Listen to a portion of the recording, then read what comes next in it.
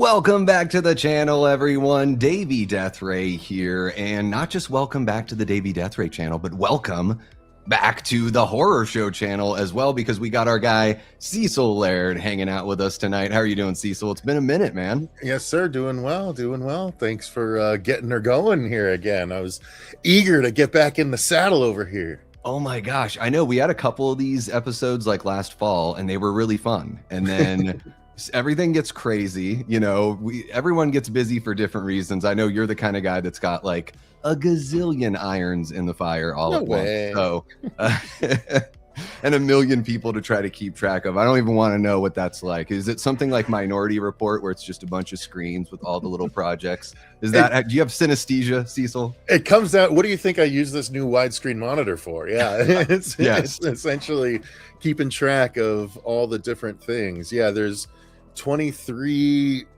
YouTubers and then 37 filmmakers currently for 2 projects. So yeah. Oh my gosh, so much going on, but here we are, guys. Unfiltered Horror Talk. This time around, we're just going to do like a roundup of everything from CinemaCon that is, I've got everything going that's horror leaning. Now, Cecil and I, you know, both enjoy a lot of movies that aren't horror leaning. Maybe we'll jump into some of those as we go. He's got his Soups shirt on, so maybe he wants to talk some Supergirl. Yeah, I figured all that kind of stuff. I figured we might dive into some non-horror stuff, so I wore my non-horror shirt. Nice. Excellent. And yeah, we've got a whole bunch of fun horror stuff to chat about, guys. Cecil and I haven't really like talked too much about any of this stuff, so I'm, you know, curious to see, you know, get his thoughts and everything like that. Really quick before we get rolling, I am gonna jump on in and of course say what's up to everybody hanging out. Thank you so much to everyone that's tuning in, whether you're watching on the horror show channel or you're watching on the Davey Deathray side. Thank you very much.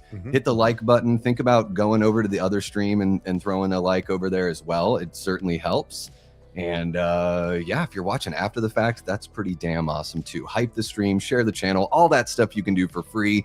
I've also got over on my side, Cecil, I've got a little poll here wondering from the live audience who they think will get a movie first: Jason Voorhees, Freddy Krueger, Chucky, or Michael Myers. So that one, Chucky's winning that one, of course, with the news that came out. Yep. And then we've got a fun little super chat goal over on my side, but we won't worry about that because that's just all for fun.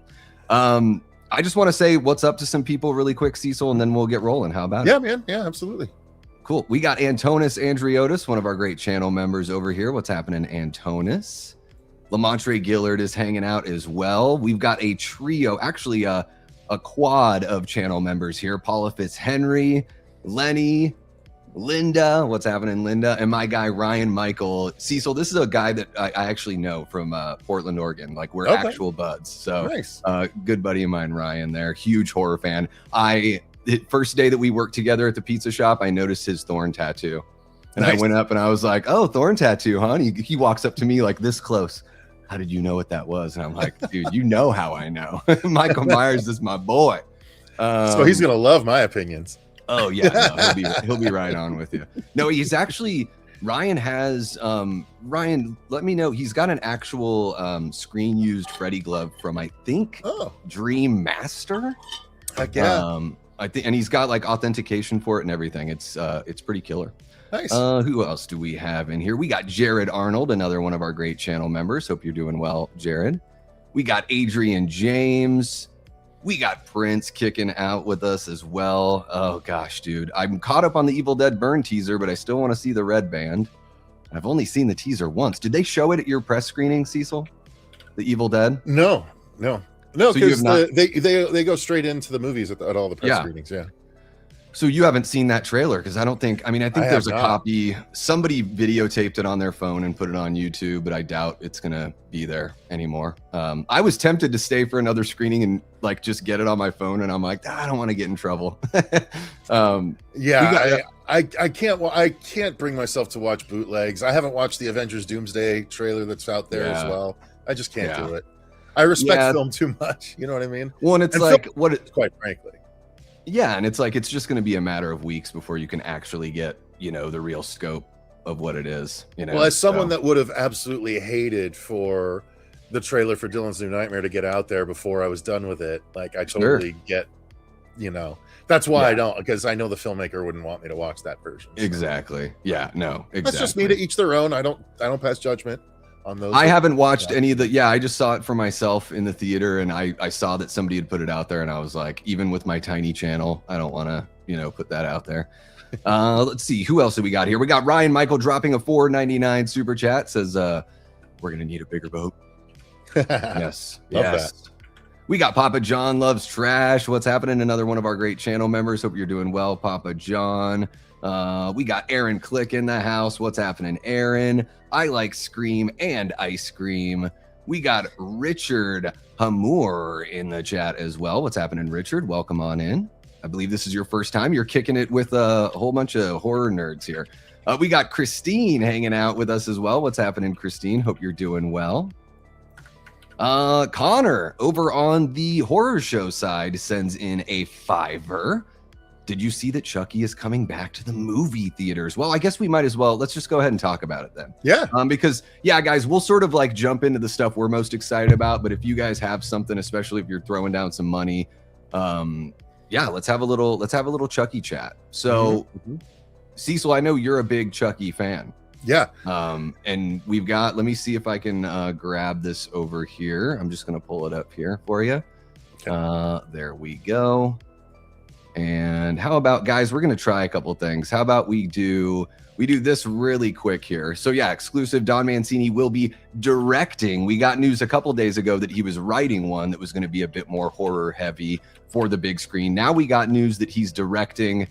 How are you feeling about all this this news we've got? This isn't CinemaCon news, but we have a lovely subscriber throwing down some scratch for it. So let's have a chat, Cecil.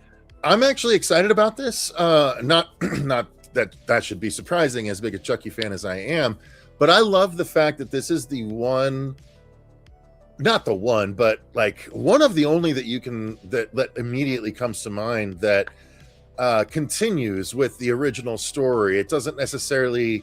I wouldn't call any of the Chucky stuff a requel, because it's all been a pretty continuous story, right? It didn't have to do the, like some people would say Halloween, but that was getting the series going again. Like that wasn't one continuous story, because it went all over with different continuities.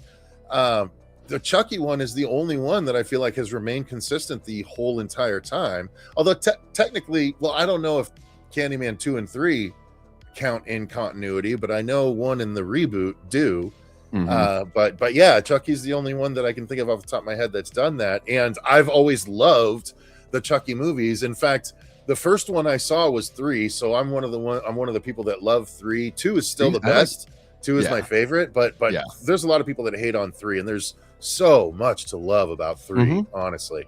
I like 3 more than I like 4 personally. I know that's controversial to some people, because a lot of people's way in was Bride, but Bride is where it went, Freddy's Dead for me. Like it went like it wasn't as bad as Freddy's Dead was, but it's where it went full like slapstick. No, like let's not worry about the horror anymore. It's all silly shit from here on out. But that's part of why I liked Don Mancini's own course correction with Curse of Chucky, where he went back. He kind of went back to the first, the sensibilities of the first movie, which I loved, and Fiona Dourif bringing her in, and I absolutely love that. Cult of Chucky I was less high on, but I'll still probably rewatch Cult before I rewatch Seed. I'd rewatch Bride before I rewatch. I should do a ranking at some point, quite frankly. You should, yeah. But yeah. Then I watched the series, and I in fact have the Blu-ray set of the entire series, because it was on sale for like $30. I quite liked the TV series because it was my Chucky. It was more Brad. It was it was Fiona. It was Jennifer Tilly. It was a continuation of the story. It went a little weird again at times, but I actually thought the third season was the best, like the most enjoyable, with the most fun gore, the most fun overall story. Chucky, cruising around and stalking the White House. I like that we got Devon Sawa 3 different times. If I recall correctly, in 3 different roles, right? At least 2, but I think it was 3. And and now we're going back to a movie. But so I think 3 seasons was fine. I didn't need another season. I'm happy to go back to a movie. And Don says he's going back. He's doing another sort of his own sort of kind of reboot, not reboot, but he's going back to, you know, basics again. He said, like he did with Curse with this one. So yeah, exactly. I'm very excited. And how do you feel about him directing? I know, you know, like I would say Curse is the best one that he had. Curse, then Cult, then obviously Seed. Do you like that he's directing? Would you prefer that he just write and focus on that, and then maybe we bring in you know, a different influence there on like the visual part of the storytelling, or how do you feel about Curse that? And Cult? Cult, and Seed. Yeah, I think that's fine. I think he did fine. I liked what he did with Curse. I thought Cult was a little silly. He took some swings, you know, a giant Chucky in the hallway is still a really cool fucking image, but completely silly and out of place in the movie. But you know, I'm like, fine, it's his baby. Did he? I don't know if he directed any of the episodes of the TV show. I wouldn't be surprised if, like many creators, he did like the season premiere and season finales and stuff like that. You know, like most creators will tend to do, like the Whedon sort of methodology. At least my first experience with it was the Whedon methodology. But anyway, like where do you fall on this one? I love that he's obviously writing. I want Don there. I love that, you know, it's kind of like with Evil Dead. Even though Sam and all those guys, they don't write every movie, you know, they bring in these people, they like curate that selection. So I love that with Child's Play. I guess the only thing that I am questioning it on is the directing side. Like, it might be kind of fun to bring in somebody else, but I think Don does a fine job at directing. I just think that sometimes if you had a different vision as far as like the literal visuals go, that it could be a good pair up and something different. But I'm encouraged that he wants to go back to the horror side, because I like the first 3 movies the most. So I do tend to agree with you, except for the fact that when you really think about it, all the Wes Craven screams are good. All the John Carpenter Halloween movies were good. You know, all the movies done by the original creator tend to be good to at least worth watching and worth revisiting. True. So since it's still Don, and yes, he didn't direct the first couple, but he did still write them and still, you know, create Chucky. I'm okay with it. You know, let him steer the ship as long as he's able. And he got started so young, he's going to be good for a while, honestly. He is. Yeah, he is. As long as Brad is willing to come back. Like, Brad to me is more necessary for Chucky than Don is, but you know, I'm game for both. Yeah, I'm encouraged by this. It's good news. Everyone was wondering what was up, and judging by the people that are voting in the poll over here on my channel, there's been 30 votes. 57% of people think that Chucky's going to get the movie before Jason, before Michael. Freddy finally got a vote. He's got 3% there. But Chucky's, you know, far in the lead, and I'm guessing it's because of this sort of news. So there you go, Connor. You got your $5 worth, man. I think that we very much appreciate the kind of super chat there for the Horror Show channel, and I'm glad we got to talk about that, because Cecil and I are both fans. Yes. All right, I'm gonna finish saying what's up to everybody in the crowd here, and then we'll get rolling, guys. Sorry, I just want to make sure that when we get those super chats, we jump right into them, especially because it might get a little crazy. We got Gory Tiger hanging out with us. Nanette, one of our great channel members. What's happening, Nanette? We got Kanan from Ghost Pirate, another one of our channel members. Welcome on in, Kanan. Hope you're doing well.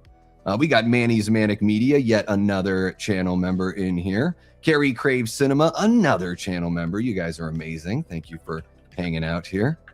Let's see here. What else do we got?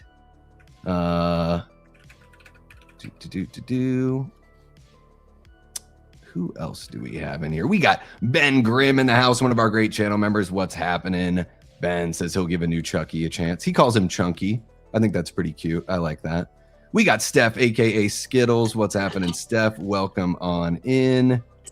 We got Ryan dropping another $4.99 here. Can't wait for the new Chucky. Child's Play 2 is my favorite, and I agree. Number 3 is so overlooked and unnecessarily hated on. I agree. I think 3 is awesome. Dude, 3, any movie that finishes like, so Clifford with Martin Short and Child's Play 3 both end in a frighteningly nightmarish roller coaster ride. So I'm gonna dig that anytime that's happening. We got JD hanging out, says in Don Mancini we trust.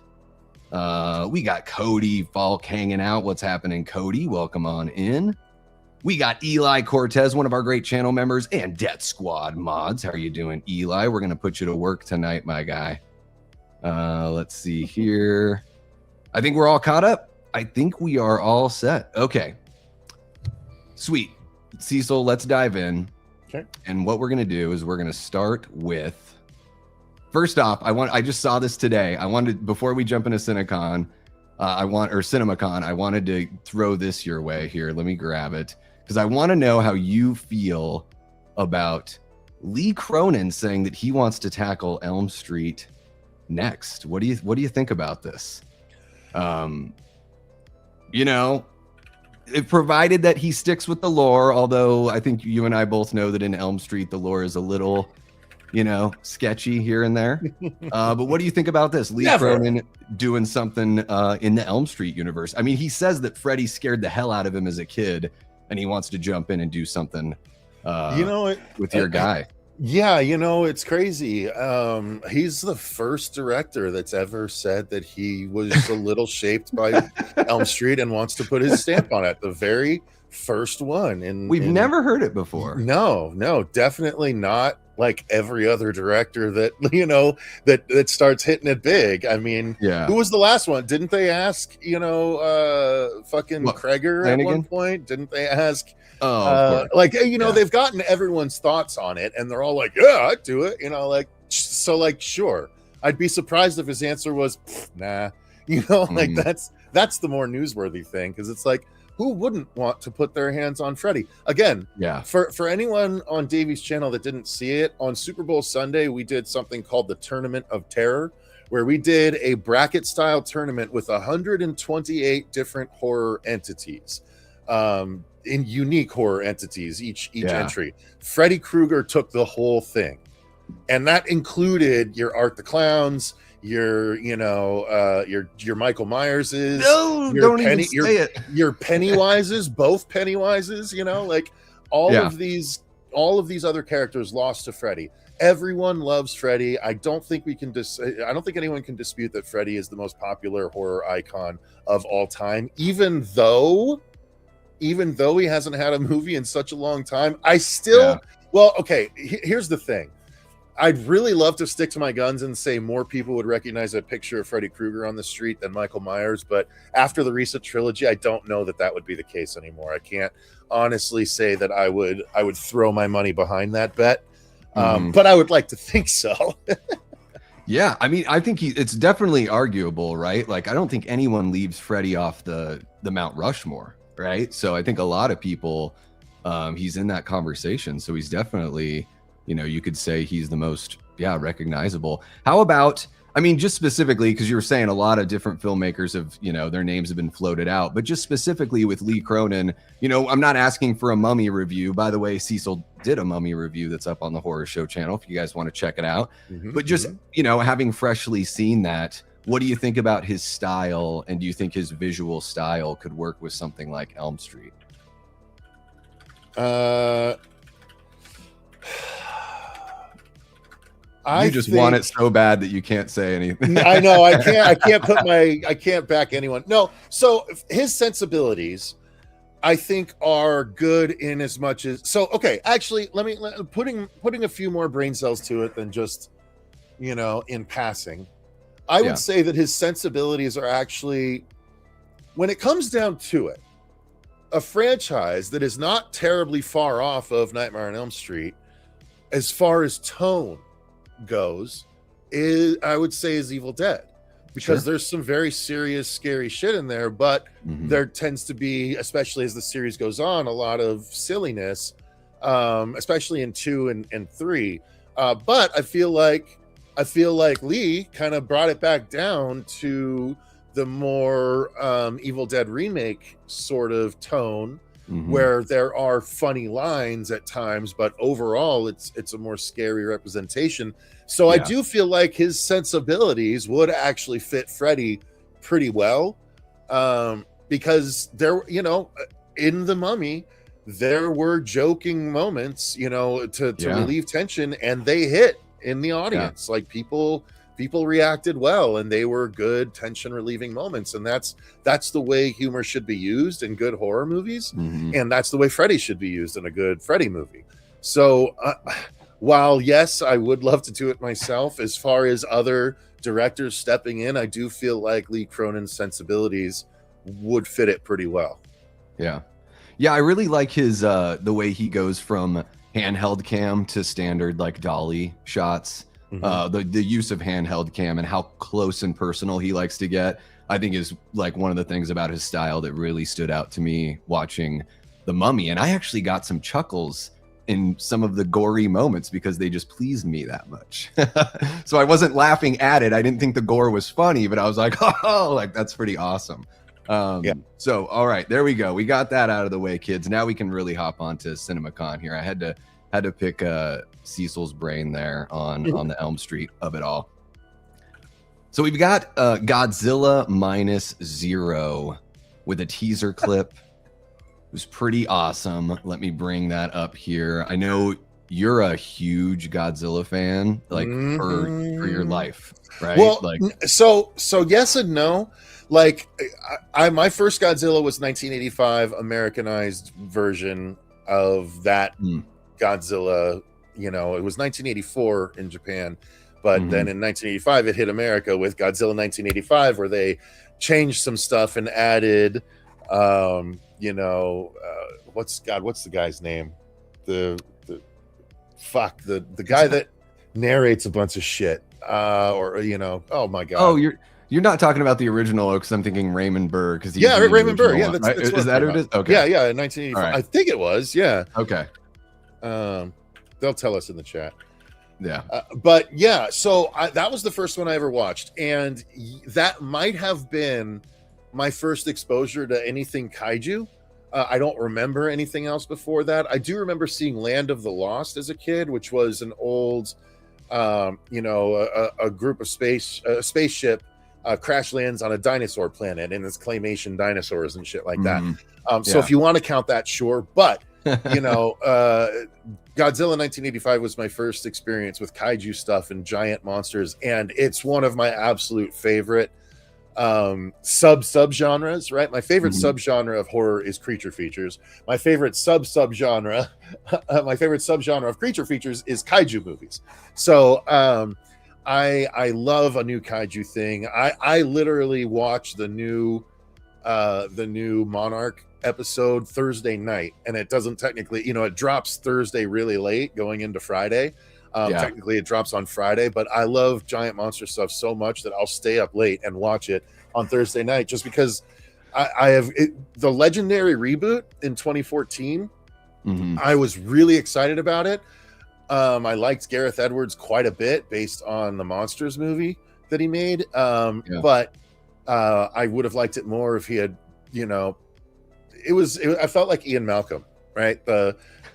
You would in the future you will have Godzilla in your Godzilla movies. Hello, that's kind of how I felt about that one. But Godzilla King of the Monsters, that legendary movie, is my favorite kaiju movie of all time. I gotta be careful with that. I love that movie. It's fantastic. So good. It's so good. It's the best. Some say it's the best movie ever made. But yeah, no, I love that. And the fact that that's part of what I'm excited about for Minus Zero. I'm hopeful that he brings in another kaiju into this Godzilla Minus universe. But even if he doesn't, I'll be fine, because Godzilla Minus One was incredible without that. Yeah. However, so I am a big Godzilla fan considering all of that, but I've never seen like all of the Japanese movies, because the rubber monster thing, I can't really get behind that. Even Shin Godzilla is a little tough for me. Dude, I walked out. Out of Shin Godzilla. Dude, people battle for Shin Godzilla. They put on armor for Shin Godzilla. It was putting me to sleep. It wasn't. I was like, what about this is entertaining? He looks dumb. I don't know. It was very, very weird to me. I was like, is this supposed to be a comedy? I had a really tough time telling.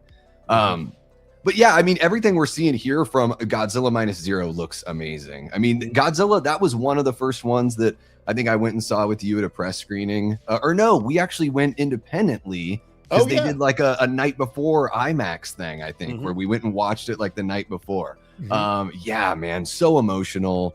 Really, really awesome. I mean, you know, it's one of those movies that will make you cry or make you try to cry. And dude, I think Godzilla looks even better here from what we're seeing in the new trailer. Yeah. I love that the director's coming back. I love having a VFX guy directing a movie like this. And I mean, we don't know much of we don't know the story really. But what we see from the teaser is exciting. Yeah, well, I mean, again, the director who is also the special effects head, he and the writer, right? I think he writes it too.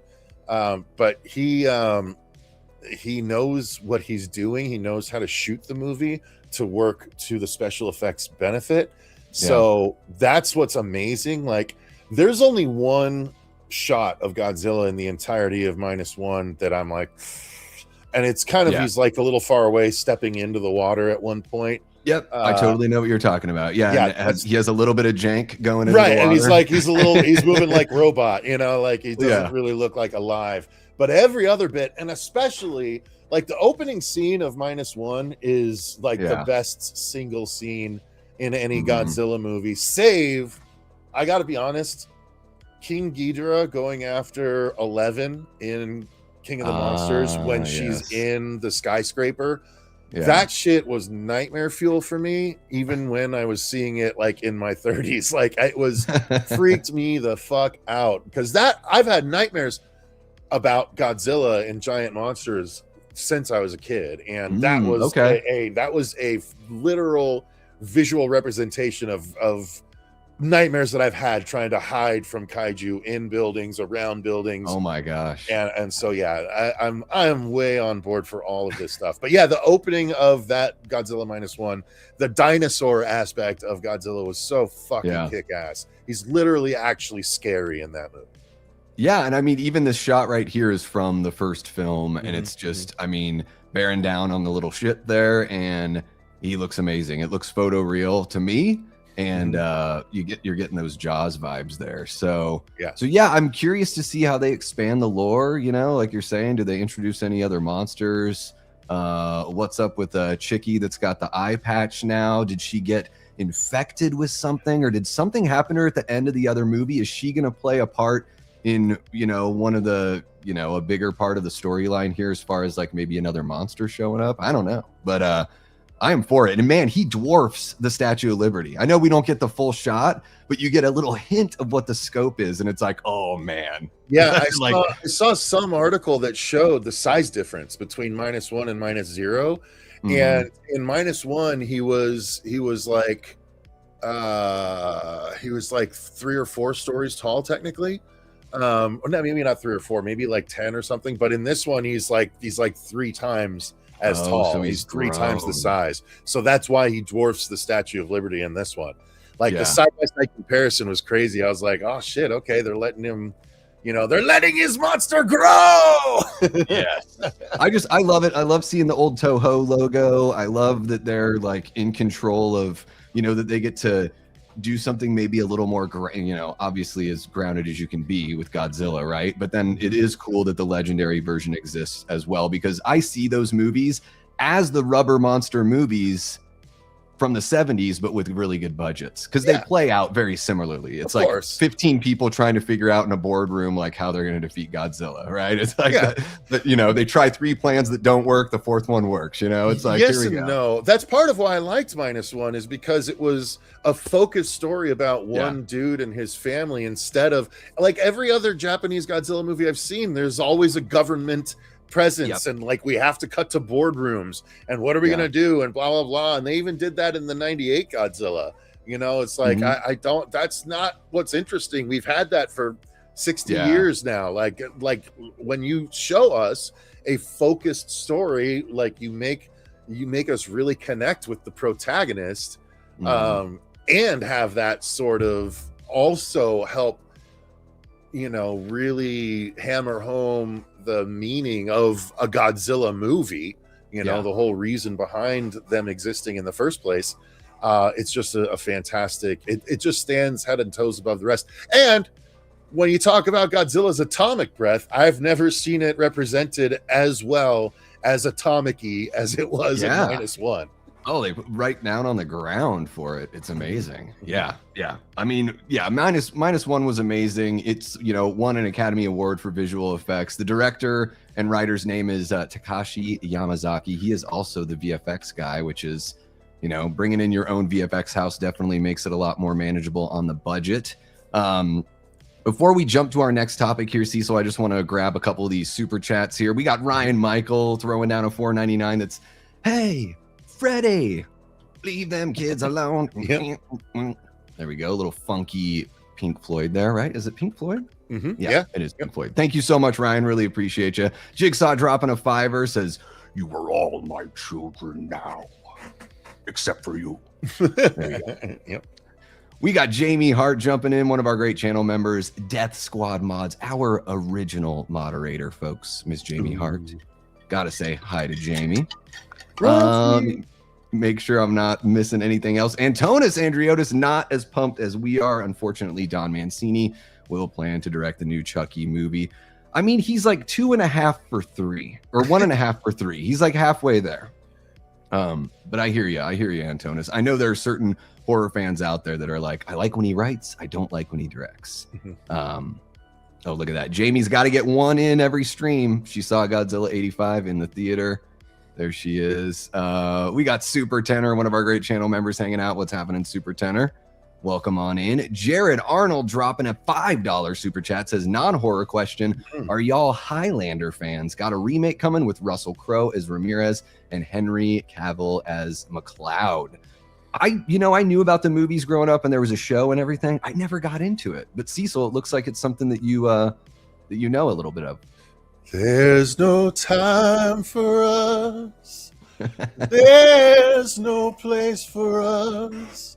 Okay, I can't do Freddie Mercury's next note, so I'm going to stop right there. I love Highlander. I've always loved Highlander. As I put in the chat, in your chat there, Connor is greater than Duncan. I'll ride and die on that. And the Highlander where they actually meet up and Duncan has to fucking kill him makes me so fucking mad and doesn't exist. And I think that was the first entry into a long-running franchise that I excommunicated from my own library.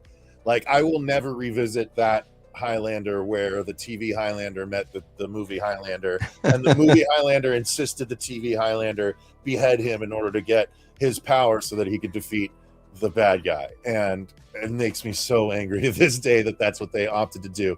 But I absolutely love the first movie so much. The entire, the whole soundtrack done by Queen is stellar. The Kurgan is one of the absolute best all-time movie baddies. It's such a great example of like 80s street level, dark sort of action movies, it's so good. It's really cheesy in the romance department, where women fall in love with broken protagonists way faster than they should. You know what I mean? Like it's that never happens. No, of course not. But are you describing my life? So 2 sucks, but 2 is like so bad it's good in its own way. It's so out there. Final Dimension isn't terrible, but it's not the best. But 1 is so good, and the fact that Henry Cavill is now playing Connor. I hope he's playing Connor McLeod. I don't know if that's been confirmed or not, but that's what they said. Yeah, he's playing McLeod. Russell Crowe's playing Ramirez. So Jared says that here, but I think we've got it in the Henry Cavill plays Immortal Warrior Connor McLeod, and Russell Crowe plays his mentor Ramirez.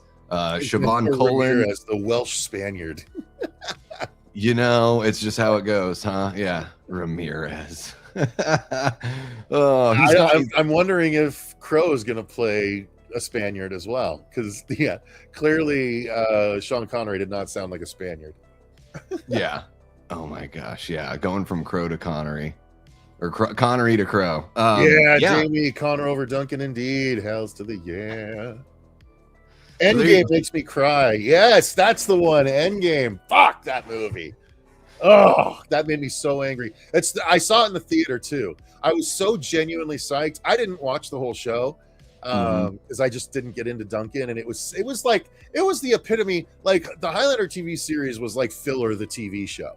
That's kind of the way it felt to me. But yeah, seeing, like, I was so excited about the movie, and then how they handled it, because I hated the TV show compared to the movies, and it felt like such a betrayal. I was like, how dare you? Because I was also in my, Christopher Lambert as Ray is phenomenal. He's phenomenal in Fortress. Raiden. He's phenomenal in like everything that he's in. I love Christopher Lambert. So they did him so dirty. But yeah, fuck Endgame.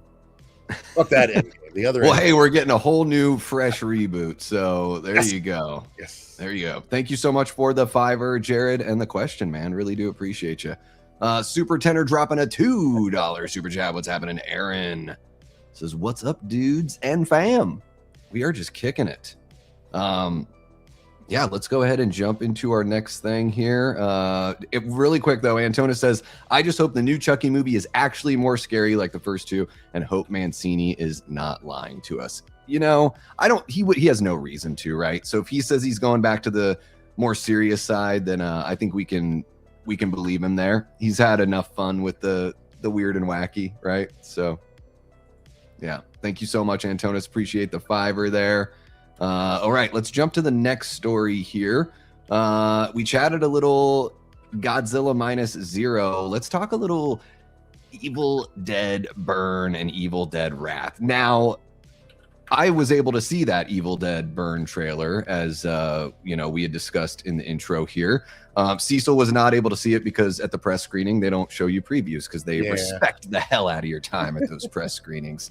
It is. I don't want to say anything to spoil. If you guys are curious as to like my thoughts on the trailer, it's a very kind of like simple idea for the trailer. But I did a short, so if you want to hear me or hear a little bit of an explanation of what it's like, I don't want to say anything to ruin it for Cecil or ruin it for anyone here. But it's like a 30-second kind of concept trailer where it could be from the film or it could be something that they just shot as a teaser.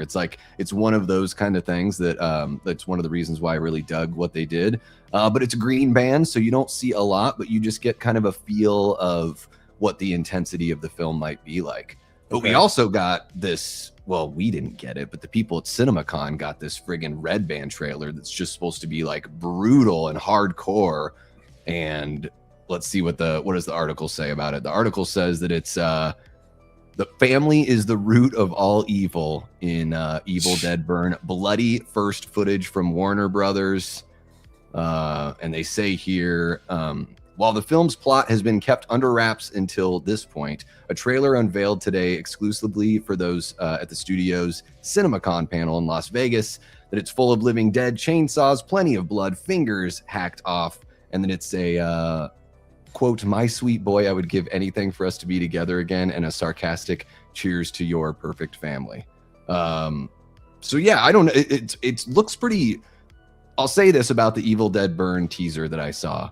It looks pretty damn chaotic, and we might be seeing, more Deadites than we're used to seeing. So it could get a little crazy here. They did just release a synopsis that's like, our female lead character goes to her in-laws, Deadite stuff ensues is basically the synopsis. It's really not giving us much, but what do you think about this one, Cecil, with them not only, it's 3 months away, less than 3 months away, and they actually upped the release date. Originally it was supposed to be July 24th, but with the trailer they said July 10th.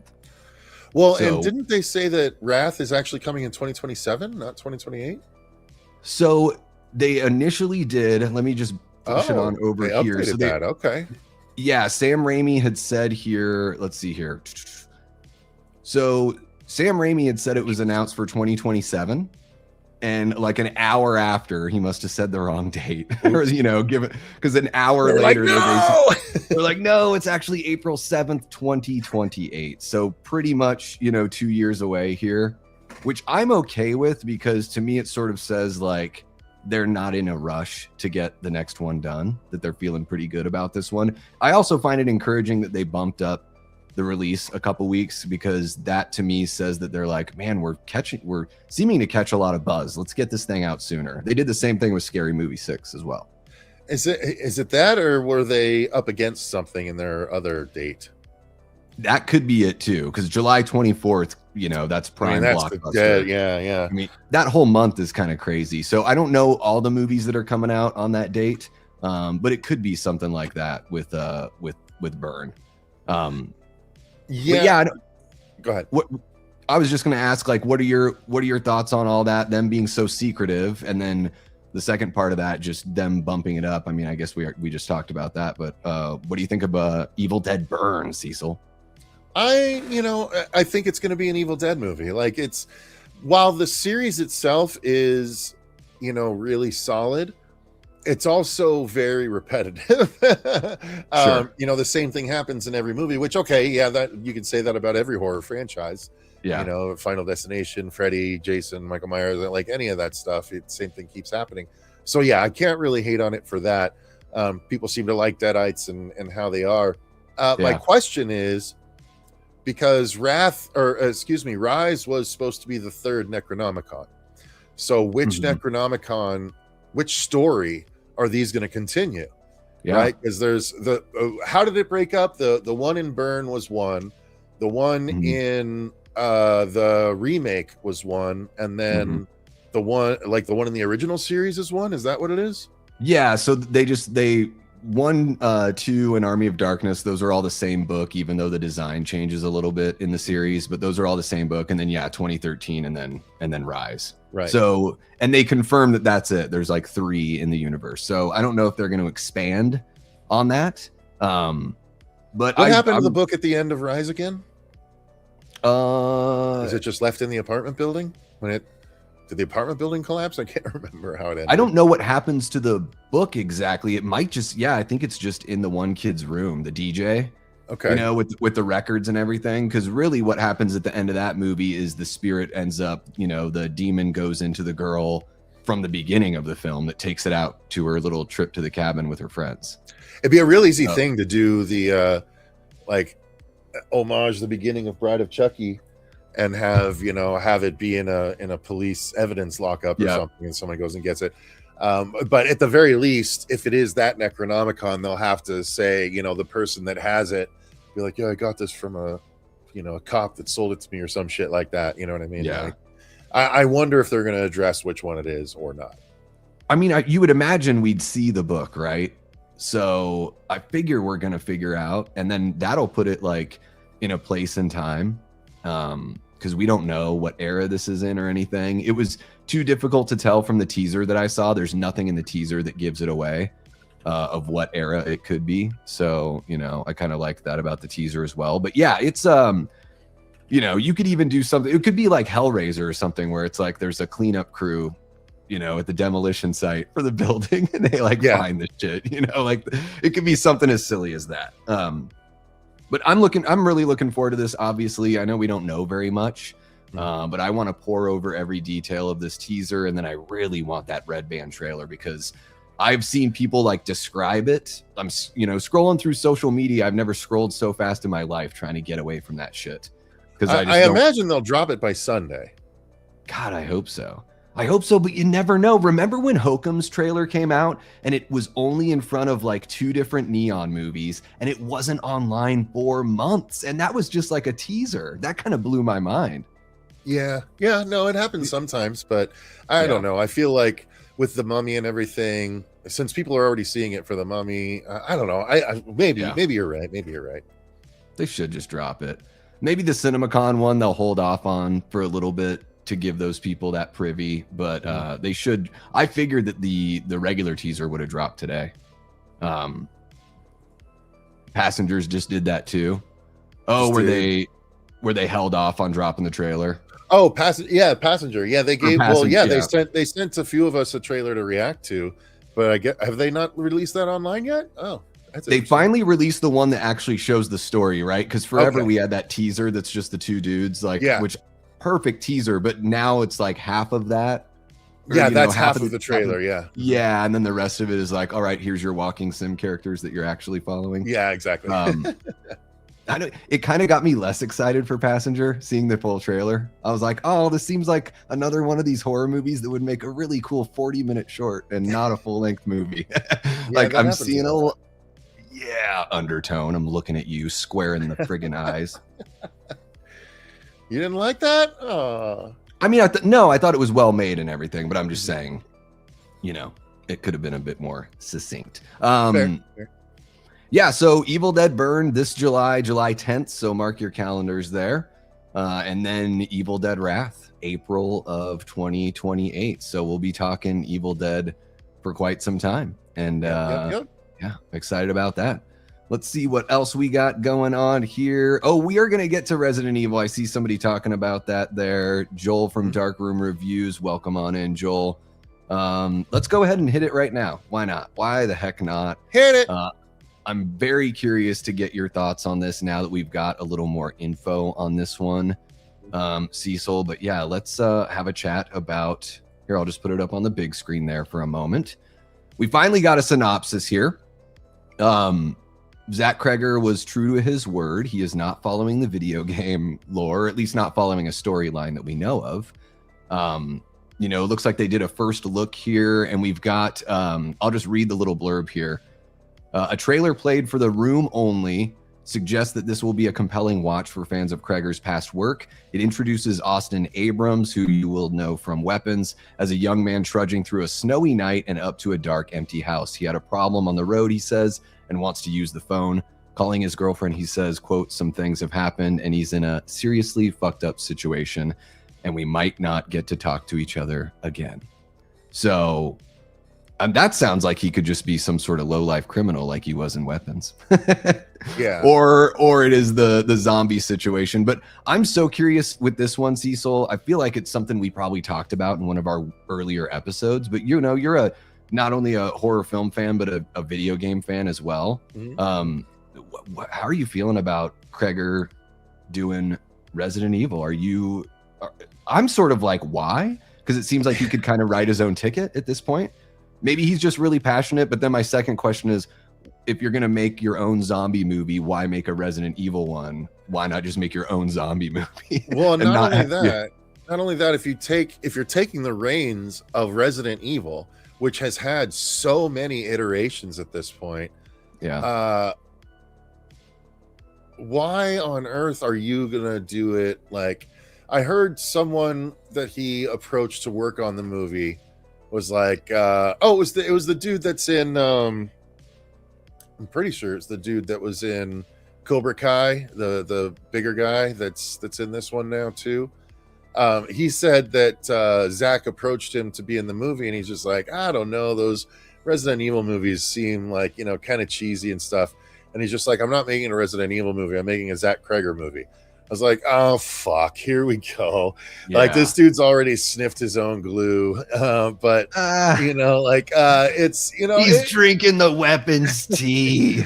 You know, I like that he's confident, and I'm sure it'll be interesting. But once again, it's not going to be the story of the game. He said that. That's not to say it's not going to be good or scary in its own way. He does know how to make certain scary situations, but the last act inevitably is going to go off the rails in some way, shape, or form. And the mileage may vary as far as how much you like it. I did not like the last act of Barbarian, but I did like the last act of Weapons. So, you know, I don't know what to expect. I'm bummed that it's still not the original game, but, you know, since it is Zach Cregger, at least I know it's going to be different. So yeah, I have to at least like that about it. Absolutely. I think Cregger is a fine filmmaker. Like, his movies look really good. Stingray, yes, Ryan. Yep. He has not blown me out of the water with either one of his movies. Like, I like both of his movies, but he has not rocked my socks, you know? Yeah. So it's like Oz Perkins rocked my socks with Long Legs. Damian McCarthy rocked my socks with Caveat and Oddity. You know, like these are the kinds of, that's why I'm excited for Hokum. I've caught up on Curry Barker on a bunch of his short films, and he is absolutely awesome at what he does. So I'm very encouraged to go watch Obsession, because this young man like really knows what the hell he's doing. So you know, Cregger doesn't, and we might talk about Obsession because I know you got to see it, but But Cregger doesn't really give me, I know he gives a lot of people that sort of juice. I don't get that juice from him, so that's probably why I'm a little and also, like, this has nothing to do with anything. I just like wanted to say this because I'm a big Mystery Science Theater fan, and I just wanted to comment. He looks like the guy that works at your church that like you really don't want to leave the kids alone with. Yeah, a little bit. Yeah, yeah. I'm just making a joke. It's nothing serious. He's I get it. White people all look the same to me. Sus as fuck. Yep. There we go. So, yeah, Resident Evil from Zach Cregger. I'm looking forward to seeing the footage because I do want to be like proven wrong.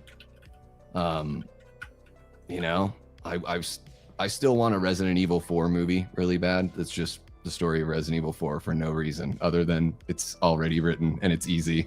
I actually don't think the 4 story is that interesting. Like I'd take 1, 2, or even Code Veronica over 4's story, to be honest with you.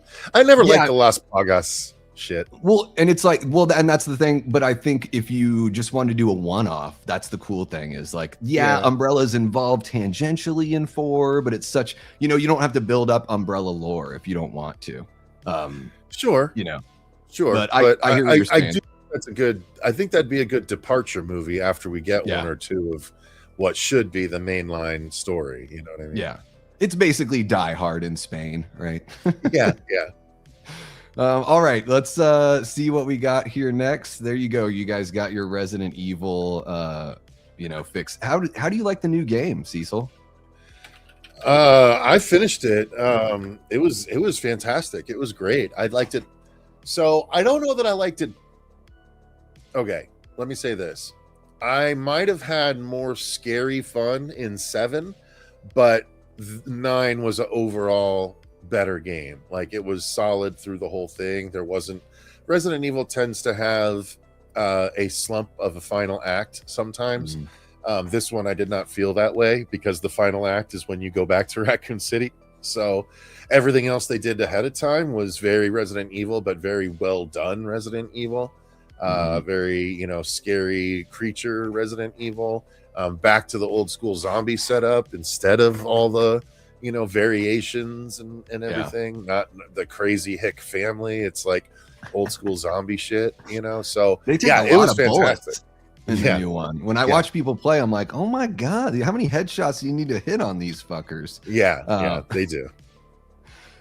I want to jump into some stuff that I'm excited about, but before we do that, let's jump into something I'm not excited about, and because I want to know what you feel about this. We're getting, even though we didn't ask for it, we are getting another Insidious movie.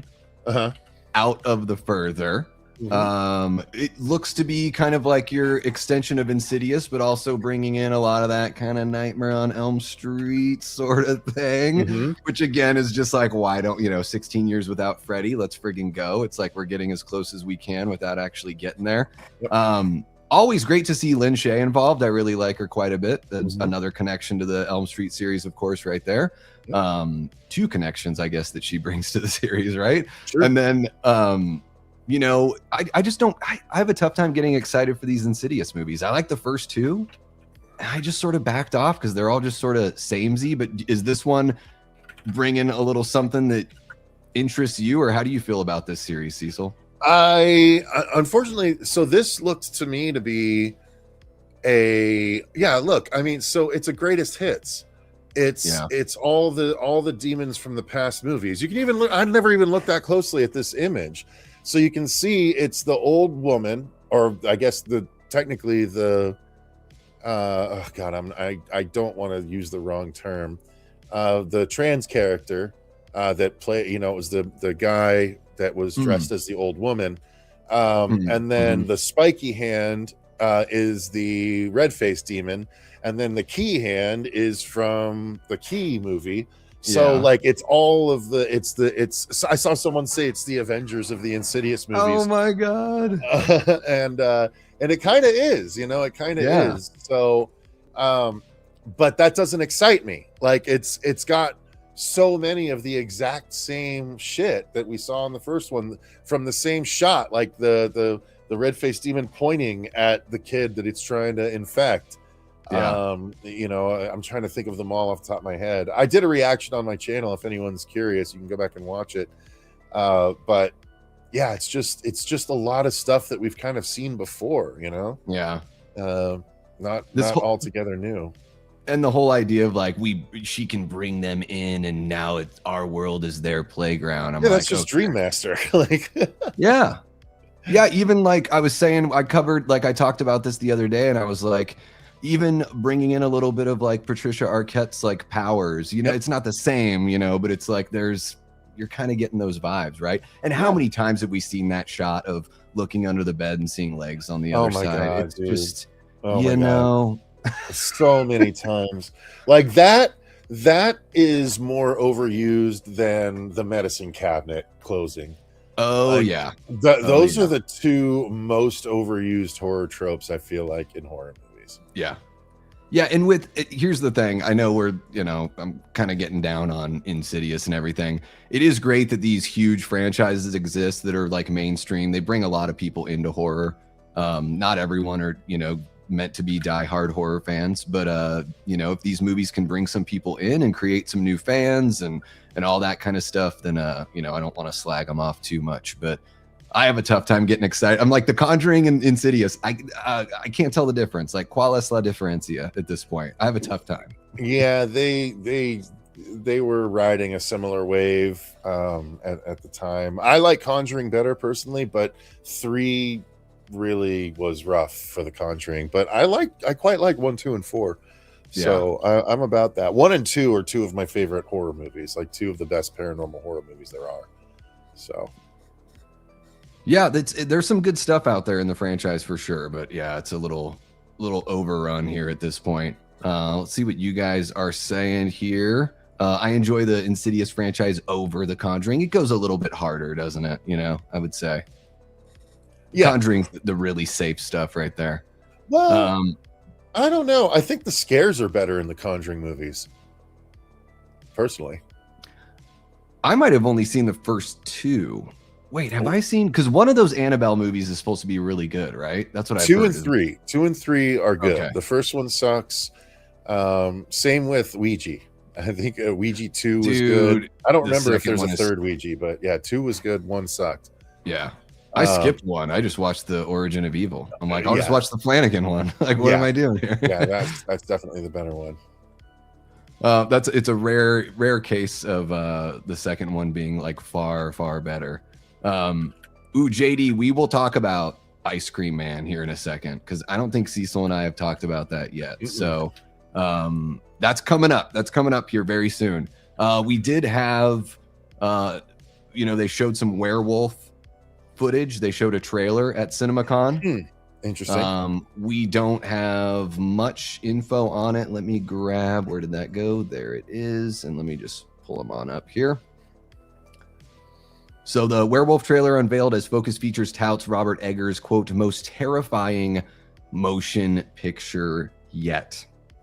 Oh, good, because none of the others have been scary. So not even The Witch. The Witch is the closest to it, but yeah, I don't remember ever actually getting like really scared in The Witch. Yeah, I would say the Witch is his movie that made me feel the most uncomfortable for sure. I had the Lighthouse. I hated The Lighthouse. Fuck that movie. Like, The Lighthouse was just total mindfuck. Like, I don't even know. It's one of these movies that's like, how do you make heads or tails with it? Like, that was Smell Your Own Farts, the movie. I was not a fan of that. I need to think. I should do a list of Smell Your Own Farts, the movie. You can do that. A top 10 of movies that are just filmmakers' head completely up their asses during making. Unfortunately, he I feel like Nosferatu was a bit of that as well. Well, it's one of these things where it's like, it's this love letter kind of that he put together, but I will never watch Nosferatu again. But look at this. Never. It's so boring. And the look was so fucking stupid. The mustached vampire does not fly for me. Yeah. I was heartbroken when I heard that he originally was going to shoot that like all expressionist kind of like Cabinet of Dr. Caligari, and then you decided to do it like standard, and I'm like, I would have been a lot more interested in that movie if it looked a bit obtuse and a bit weird, I've never seen The Cabinet, so I don't know. Oh, it's cool. It's all sorts of weird expressionist like backgrounds and stuff that are just like it's just like bizarre looking, kind of dreamy quality. Speaking of dreamy, Nicolas look at Cage's Robert favorite Eggers. movie. What? Who's that? Nicolas Cage's favorite movie, at least according to that movie he did with Pedro Pascal. Dude, Cabinet of Dr. Caligari is freaky. Like when you consider the time that it was made and everything, the very first time I watched it, by the end of it, I was like, oh, I did get chills.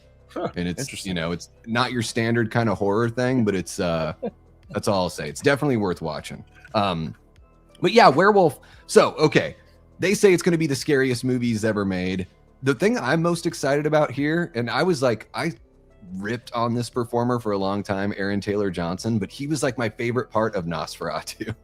So I'm super pumped that he's actually getting the lead here in Werewolf. And I've never, you know, excuse me, I believe it's Werewolf. Yeah, Werewolf and or Werewolf. Werewolf. It would be cool if they just took the vowels out and then he would be like a you know, emo band from like the, you know, 2010s. Werewolf. Yeah. But yeah, this one, you know, I've never fallen in love with like werewolf movies before. I've never really had like my phase of werewolf movies. I don't know if this is the kind of movie that would kick that into high gear, but you know, I'm hoping that it's something a bit more, well, a lot more visceral than Nosferatu was anyways, which just kind of bored me a little bit. I feel like it's been a long time since we've had a good werewolf movie. Yeah. I mean, I can't remember the last one, to be honest with you. Is Dog Soldiers the last good werewolf movie? God, that's in the 90s. I hope not. Wasn't that 90s or was that early 2000s? Very early 2000s, I think. Maybe you're right. That and like Ginger Snaps were right around like 2000, and those are both pretty damn good, I think. Same with Bad Moon. Or no, Bad Moon was a bit older. I think Bad Moon might have been 90s. But it's been a while. I mean, I liked the Underworld movies when I was growing up because I didn't know any better, and the CG doesn't really hold up a lot. But I like the upright werewolf look. Like, I think that's the scariest. I think my first werewolf movie in the theater was American Werewolf in Paris. So I actually quite like that one. What a soundtrack, right? Oh my God. That Bush song was everywhere and I still love it. But yeah, my favorite werewolf, I think, is the giant werewolf from like the fourth Underworld movie. The one that's like 3 stories tall. I was like, they could get bigger. Oh my God. I don't even want to know what it'd be like to face that thing. Fuck. Yeah. I'm running and it like takes 3 steps and it's caught me. Yeah, it is. So I saw the first 2 Underworlds. I never went further than that. Oh, really? Okay. Yeah, and I just recently watched, like, I revisited The Howling and the original American Werewolf in London, because I was on a stream where we were talking about movies from '81. So I had revisited those for the first time in like 30 years. Dude, The Howling. Yeah, sorry. Go ahead. I don't mean. I was just gonna say that was pretty wild just to go back. It was almost like seeing them for the first time again. You know. The Howling is crazy good, but the Howling franchise, I put the Howling franchise up as one of the steepest drop-offs in quality from one episode to the next. The drop in quality from 1 to 2 is absolutely astounding, and I don't know if there's another franchise where there was as steep of a step down as that. I would love to, like, I feel like that's a great topic, to be honest with you, because there's like got to be a lot. Like, literally, like going from Hellraiser 2 to 3 or 3 to 4, some might say, you know, or Halloween going from 2.0 to Resurrection. That's a hell of a step down. That you know is what I pretty mean? Bad. Like I feel like that's a fun discussion. Throw if you guys can think of any off the top of your head, what is the biggest step down? Again, The Howling 1 to 2 is a enormous. Like, it's funny. I always picture it as like when you're about to descend stairs and there's one that's like just way farther than you anticipate. No. You're just whoa. That's what I feel. And then didn't The Howling get to, at one point, the movie is called like Marsupials? It's like Howling 4 Marsupials or something like that. They're not even werewolves anymore. Oh, dude, yeah, they have pouches and shit. Yeah, like they're literally kangaroo werewolves. They are kangaroo. I like that. But they're kangaroo. That is a really good guys. Oh God, that's a really good joke. Kangaroo. Yeah, what happened there? Did they like give it to Australians to make? They're like, I don't know. Werewolf. No, dude, the worst one is I think 6, where it's just a clip show. It's literally just people in a bar, and they just show clips of all of their other movies. There's, I think, like 15 minutes of original material, and it's all just people in a bar talking about this shit. It's the fucking worst, dude. Again, I feel like a good discussion would also be the absolute worst entry in any franchise. Yeah, that's got to be up there, dude. Right up there with Silent Night, Deadly Night 2. Which does this, same kind of thing.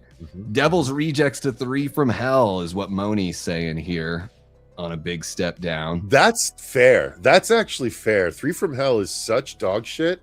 That's actually a really fair comparison. Jaws dropped off after the first big time. I think the second movie 2 is quality. Yeah. I get what you're saying. To me, the original, to me and Cecil, the original Jaws is the greatest film of all time. So it's going to be a drop. I still think Jaws 2 does a damn good job when it's competing with the best film of all time. Some might say arguably 2 to 3 or even 3 to 4, but I got to be honest, I wouldn't. I love all of them, so I can't honestly.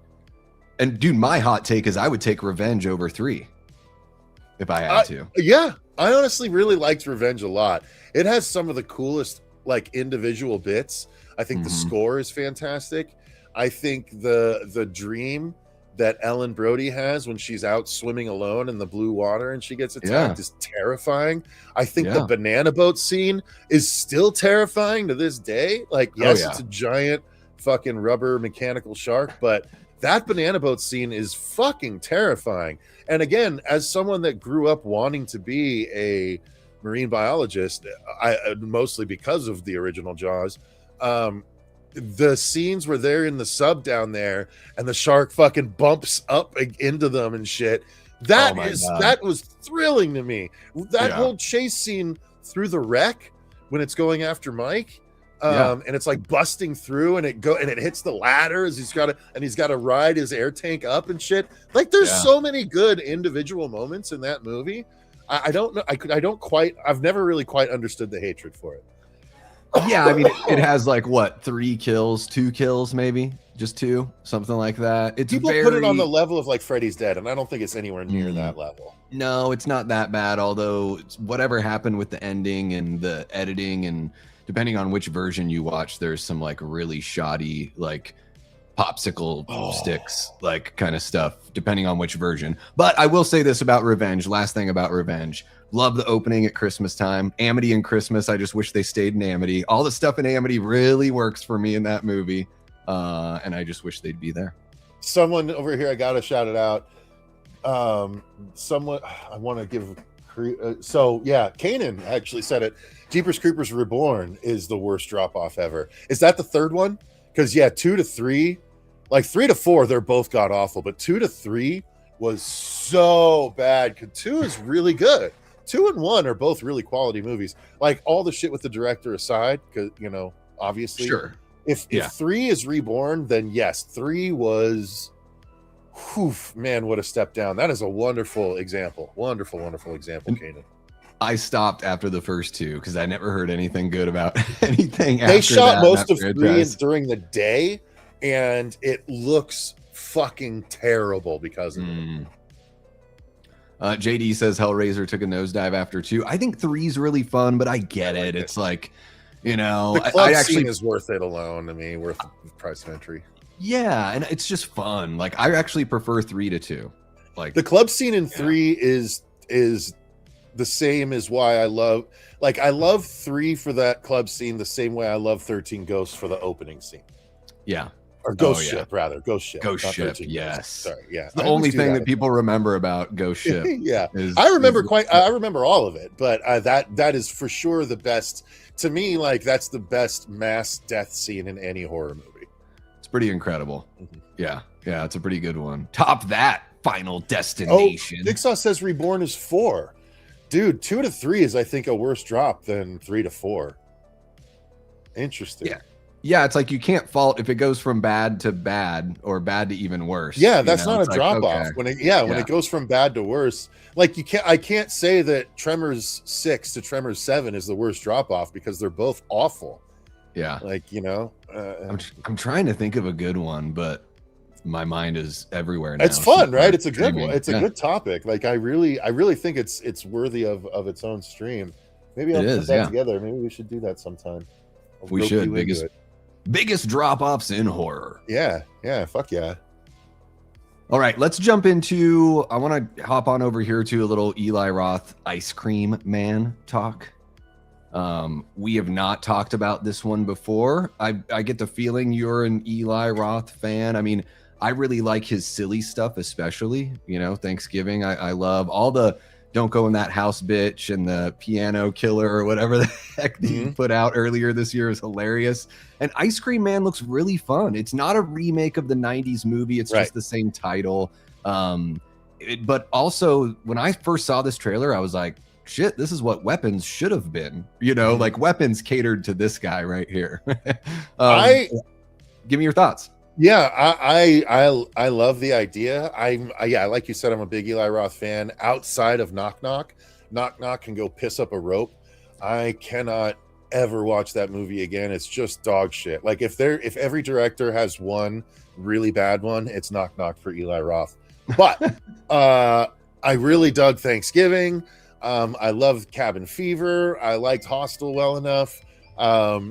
So this makes me excited. And I don't know if I'm the only one that is putting this together, but I'm pretty sure Clint Howard is going to be in this at some point, because he said a couple of years ago somewhere, like someone brought up the Ice Cream Man to him, and he's like, "We're doing a new one," and like he's like, "It's not going to be related to the old one, but we're doing a new one," and I was like, "Oh," and then nothing. We haven't heard anything. We haven't heard him talk about it since. So I have a feeling Eli was like, "Yo, shut the fuck up. It's going to be a surprise," because he hasn't mentioned it since. So I believe that he is in this movie, and it'll be a surprise. But I saw someone else talk about it online. Someone say, in the age of viral marketing, where you have people going to baseball games and just standing there smiling, if they don't have across the country a few fucking ice cream trucks going out there and just fucking scaring people, or handing out, bloody skull ice cream, shit like that, they're really missing out. And if Clint Howard isn't driving one of those, that's an even bigger miss. Yeah, they did have, let me see if I can find it right while we're on here, because Kanan says, Clint Howard is producing, I believe, as well. Okay, cool. Yep. Well, and so what I heard also with the Clint Howard thing is that they're planning a sequel to the original Ice Cream Man. So that's what I've heard through Bloody Disgusting, that he's been in talks to do a sequel. That doesn't mean that he wouldn't be popping up somewhere in here, although the two are supposed to be unrelated, but I still think it would be fun if he ended up in there. They did something at CinemaCon where they actually had, let me see if I can pull it up here. Okay, I'm going to grab this. There we go. And there we are. So they actually did do a pop-up here. So catch Eli Roth as he kicks off CinemaCon in Las Vegas. Swing by the ice cream truck for some killer swag and a photo to die for. So it seems like they even have like a map down here where it's like they kind of told you where the truck was going to be. So I'm totally on board with what you're talking about, Cecil. I think that's a great, viral idea. Like, I mean, the idea of a killer ice cream truck guy it's like surprising that it hasn't been done since, because that was like late 80s or very, very, very early 90s. You know what I mean? I think it was like 93. Yeah, 93, 94. And then, I mean, this version of it too, kind of going with the whole, I'll just bring up the poster there as we finish chatting about it, to where he's like possessing the children instead. He's cutting Gladys's line. He's just like, you know what? Enough of this shit. Enough of keeping him in the basement. No, you just give him the ice cream and make him go batshit. Yeah, that's what it seemed like to me too. Yeah, a little bit of like Cooties kind of vibes in there as well. Yeah.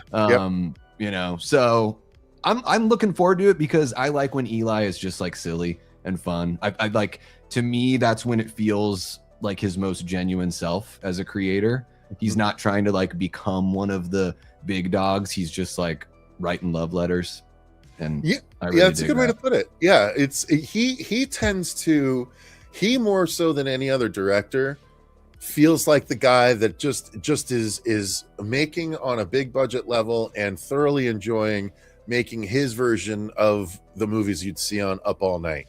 Yeah, like just all the different Up All Night movies. Like you could legitimately nowadays, if Up All Night was still going, which interestingly enough, Roku channel just relaunched Up All Night with whatever her name is, I can't remember. Rhonda Shear, yeah, which is interesting because Kings of Horror was advertising her doing her Up All Night thing on the Kings of Horror channel, but that's been nixed, I guess, because I haven't heard shit about her on Kings of Horror anymore.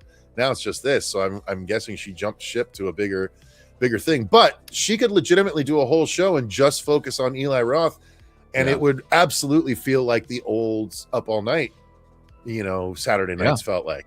I loved Saturday Night Up All Night. Gilbert Gottfried was my guy. Like I watched all the Gilbert Gottfried era. That shit.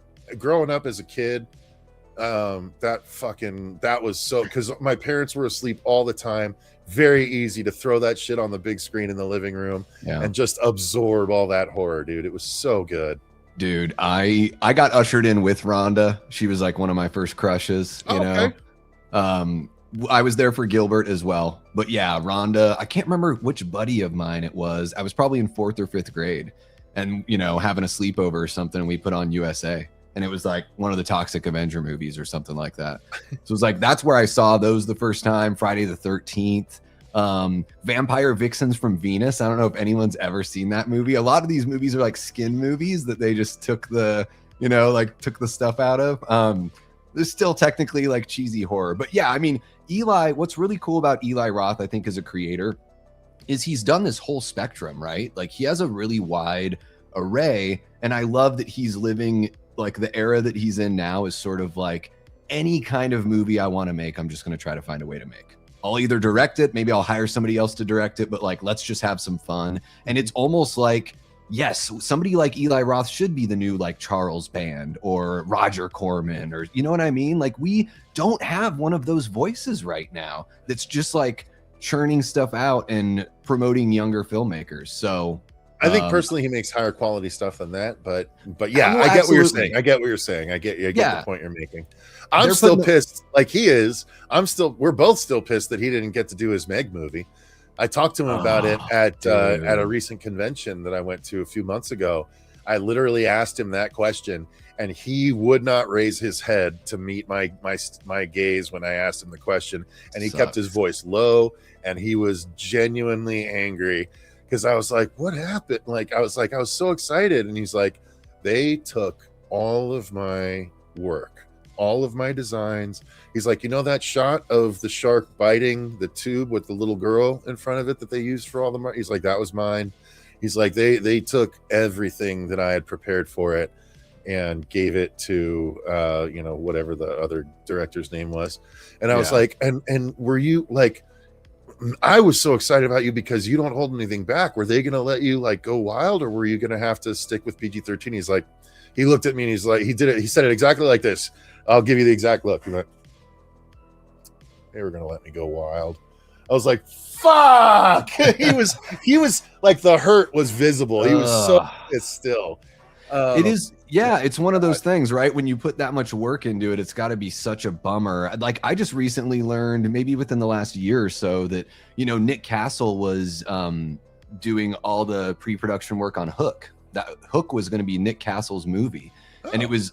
At one point, Spielberg was in talks. I think there was another filmmaker. They were too busy. They couldn't do it. Nick steps in. It was like his dream project. He worked on it for, I think a year or two. And then Spielberg was available, swooped back in after a bunch of pre-pro had been done and was like, yeah, I want to do that. So that was that. But that's one of those crazy stories of like, wow, we know Nick Castle as, The Shape. He's also the director of Major Pain. And what's the other one that he did? He did The Last Starfighter. He directed that. But imagine if he had directed Hook. It would have been. It's one of those what ifs that's kind of wild to think Hook about. is one of my favorite movies growing up as a kid. Like as much hate as it gets nowadays. So I wouldn't have it have been done any other way. Sure, but I get your desire being the well, and it might have been done the same way, but yeah, Spielberg is very, very good at using the camera and and apparently very on site. Like I saw a recent story that had a lot of footage showing that like he literally doesn't do storyboards. He shows up on the day and he's like, okay, I think it'd be good to go here and then we'll move over here. And like I saw him literally doing that in Jurassic Park, and I'm like, so he's this brilliant without planning? Like, oh my God. That's wild to me. That yeah. I mean, some people are just incredibly gifted, right? It's like, you know, he made Jaws. Jaws would have buried most people. Oh yeah. You know? Almost buried him, yeah. And he was like 25 or 26 when he made it. And it's just like, and he used that movie to write his ticket for the rest of his career, you know? Final cut because of Jaws. A 26-year-old director got final cut for the rest of his life. It's just incredible. Well, he created the summer blockbuster. Like shit, how could you not? You know, he's pretty all right. Continued it. You know, like Close Encounters, fucking. Oh my God, everything from then on. Jurassic Park. Oh E.T. my God. Yeah. Jurassic Park is still the single greatest film going experience I can ever remember, and I saw it when I was 12. I think it was 12. If it came out before September in 93, summer. Yeah, I can't remember if it was before or after September though. So must have been 12 or 13.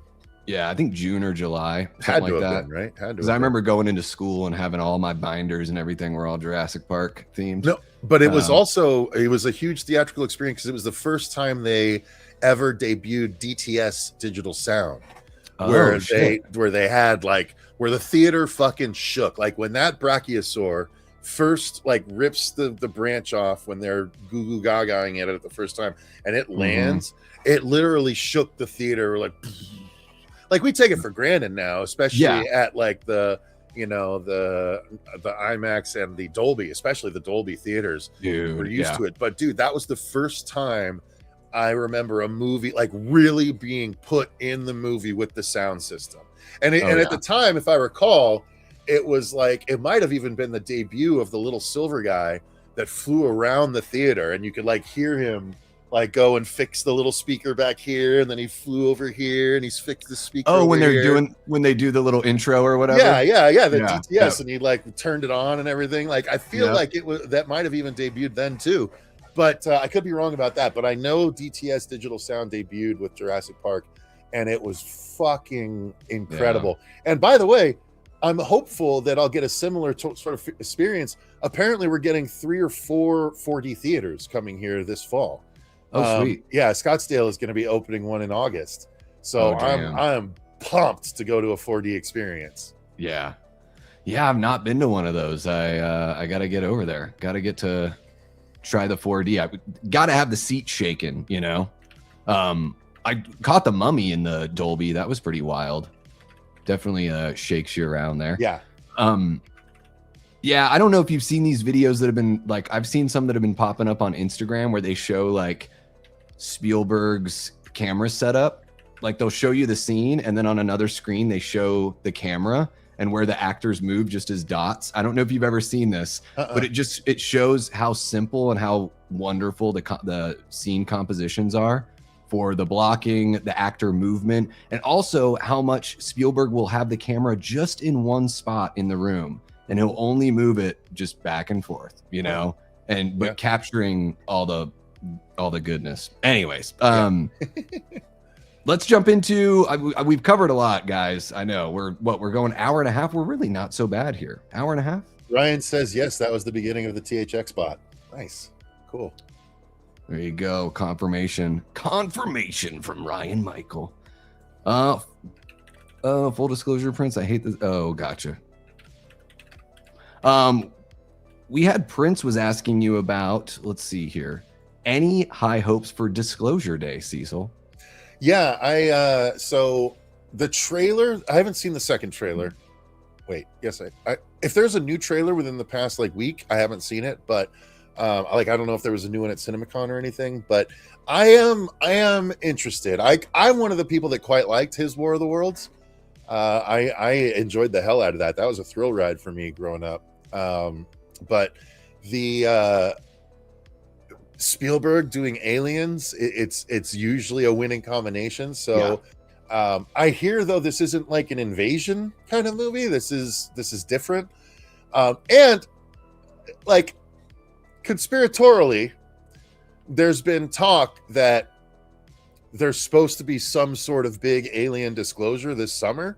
And like, what if, again, conspiratorially, which director would the government ask to help break this to the American or to the world, and via what medium would we most likely accept it?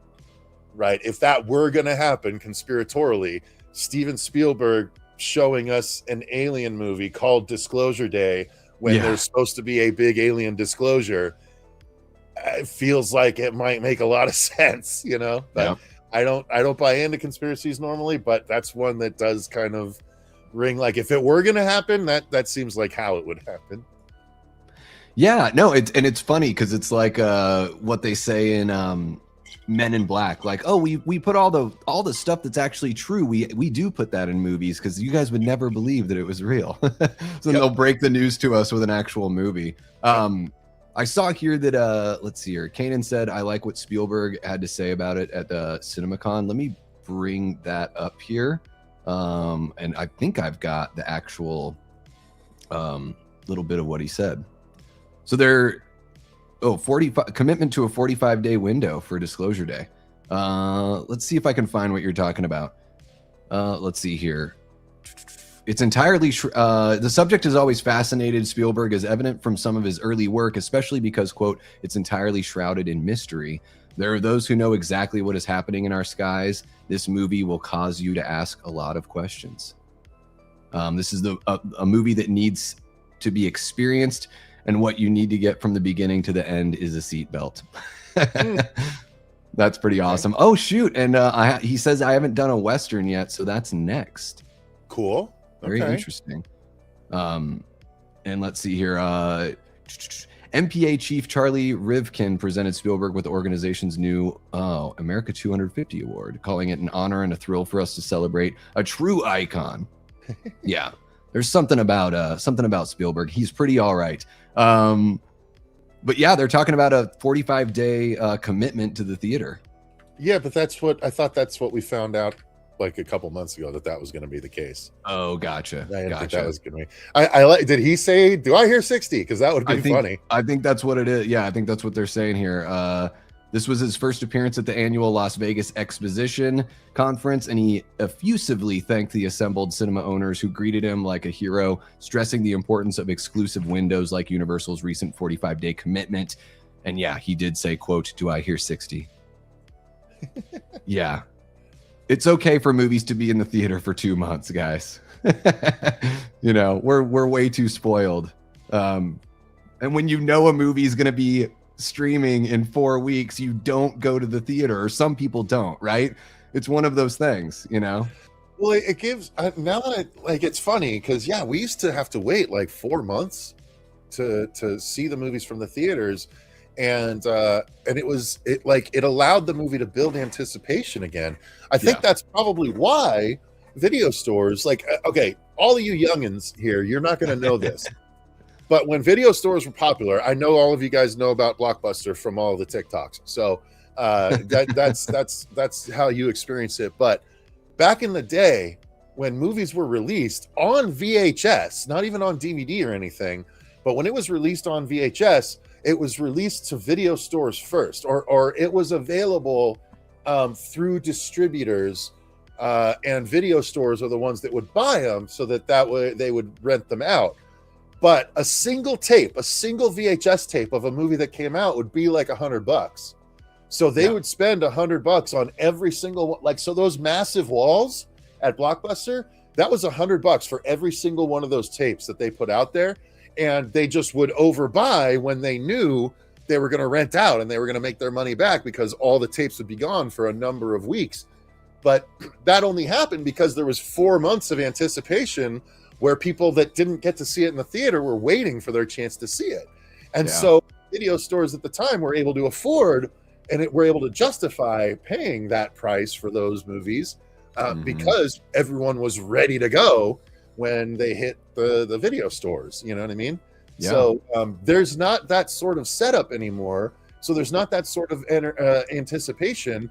So by the time a movie hits streaming, it's more of a ploop instead of a splash. You know what I mean? Yeah. It seems like it's done. Studios get really antsy, right? The first couple weeks don't go very well, and they're probably thinking, well, we don't want people to forget the movie exists. So let's announce that in 2 weeks it's going to go digital and they can rent it for $15. Yeah. And then 2 weeks after that, it'll be on like Peacock or whatever. But you're cutting the legs out from under the potential. Like once that becomes the norm, people say to themselves, even for a movie they might have seen a few years ago, they're like, well, I'll just wait a few weeks and I can watch it at home. It's just it's that simple, right? So it is one of those dicey things where it's like the theaters need to, I mean, I love having the A-list for AMC. It makes it like really easy for me to want to see movies. But ultimately it's, quality of movies and the theater experience that's going to get people back in. Can't force people back in. But also I do think they need to let some of these movies just kind of like stay out there. They need to be committed. Like, I don't know how you feel about this or if you've talked about it. I thought it was kind of a bummer, like what happened with Superman, because I think Superman would have been able to make more money if they didn't come out and make that announcement. It seems like they, the movie was received well and was doing well. And then they were like, oh, we're putting it out on digital.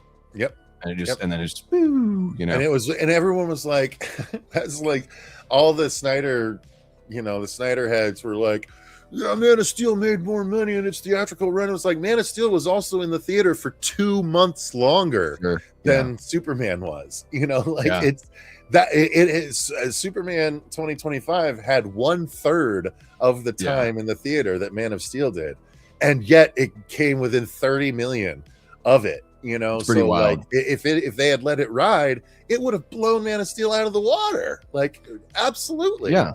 And really, it just comes down to the studio heads and the executives just, putting their foot down and being like, no. Because you guarantee that the Odyssey by Christopher Nolan is going to have a very healthy theatrical run. It shouldn't be just people like Christopher Nolan and Steven Spielberg that get those. Like, that's the shame, that it's becoming so exclusive that only auteurs can have a legit run in the theater. The way that you would have, like, Baby's Day Out had a longer theatrical run in the early 90s than movies that are like, far better than it these days. Let's see here, Cecil. We got a few more things we can jump into. I don't know if we want to touch on everything or it's up to you, man. It's you're driving this boat. Yeah, for sure. So, guys, we did get some more scary movie stuff, so we might as well have a little chat about it here. Historically speaking, I haven't been the biggest fan of this franchise. I think the second movie is pretty damn funny, but man, I think the trailer that they put out for this sixth movie is like the funniest thing I've seen from the entire franchise.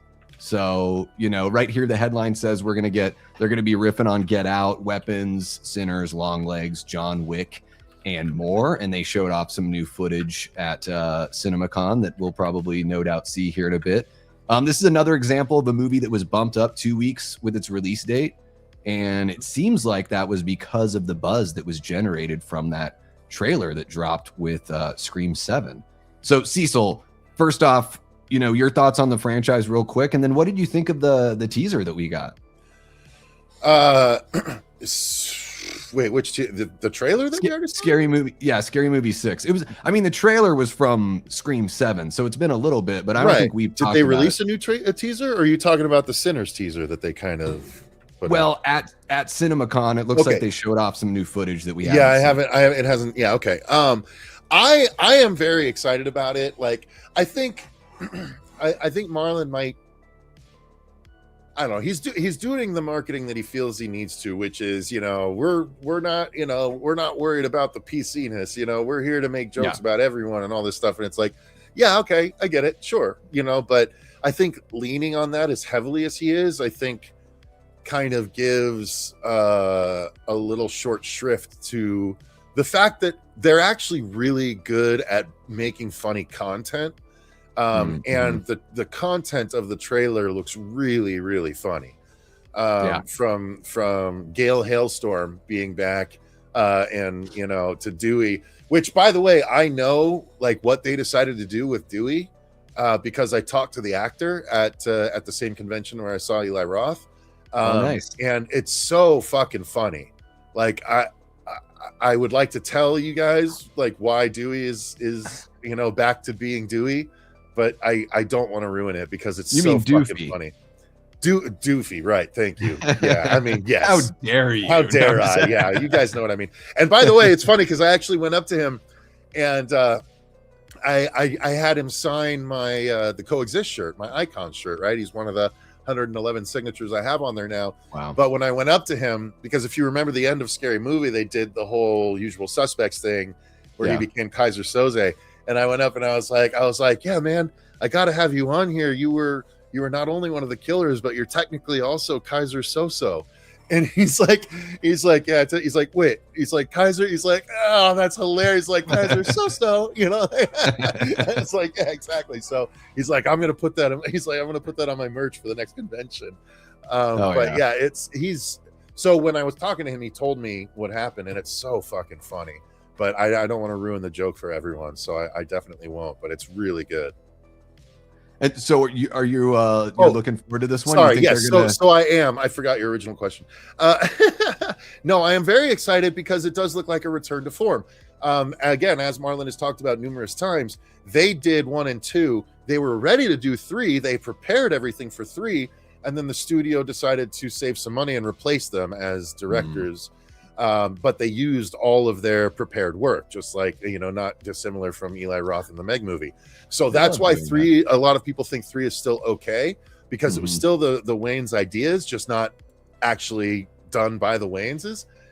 So I think the fact that they're back, in charge of everything, and the first trailer was as funny as it was, I am so excited. And I think they moved it up because they were avoiding a bigger movie in a couple of weeks, but either way, I'm the sooner the better for me, because it's going to be hilarious no matter when they release it. And it seems like, I know that a lot of their humor that they had in the first couple movies that they did, there's tons of inappropriate stuff or brash humor, all that kind of stuff, which we expect in comedies. It does seem like what we've seen in this trailer so far is, I'm not saying more mature, but what we've seen seems a little less sophomoric, but still really dangerous and really biting, a bit more, not risque, but a bit more risky in 2026 to do this kind of humor. But it's something that's going to be, I think, so refreshing that probably a lot of people really, are going to love letting their hair down and having a theatrical experience where they can just laugh at everyone, kind of like a South Park, everyone's got a target on them sort of thing.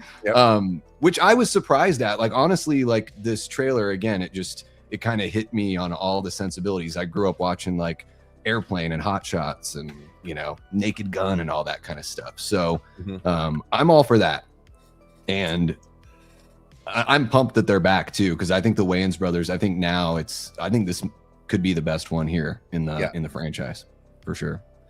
Let's see a Fire Marshal Bill movie. It would be, how cool would it be if they got the In Living Color alumni to cameo in this movie?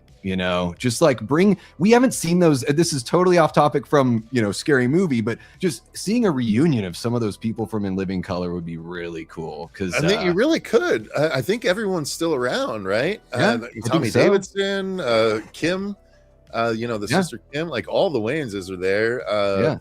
I'm not sure about the white woman. I can't remember what the white woman's name was. I can't remember her name either. I think David Allen Greer.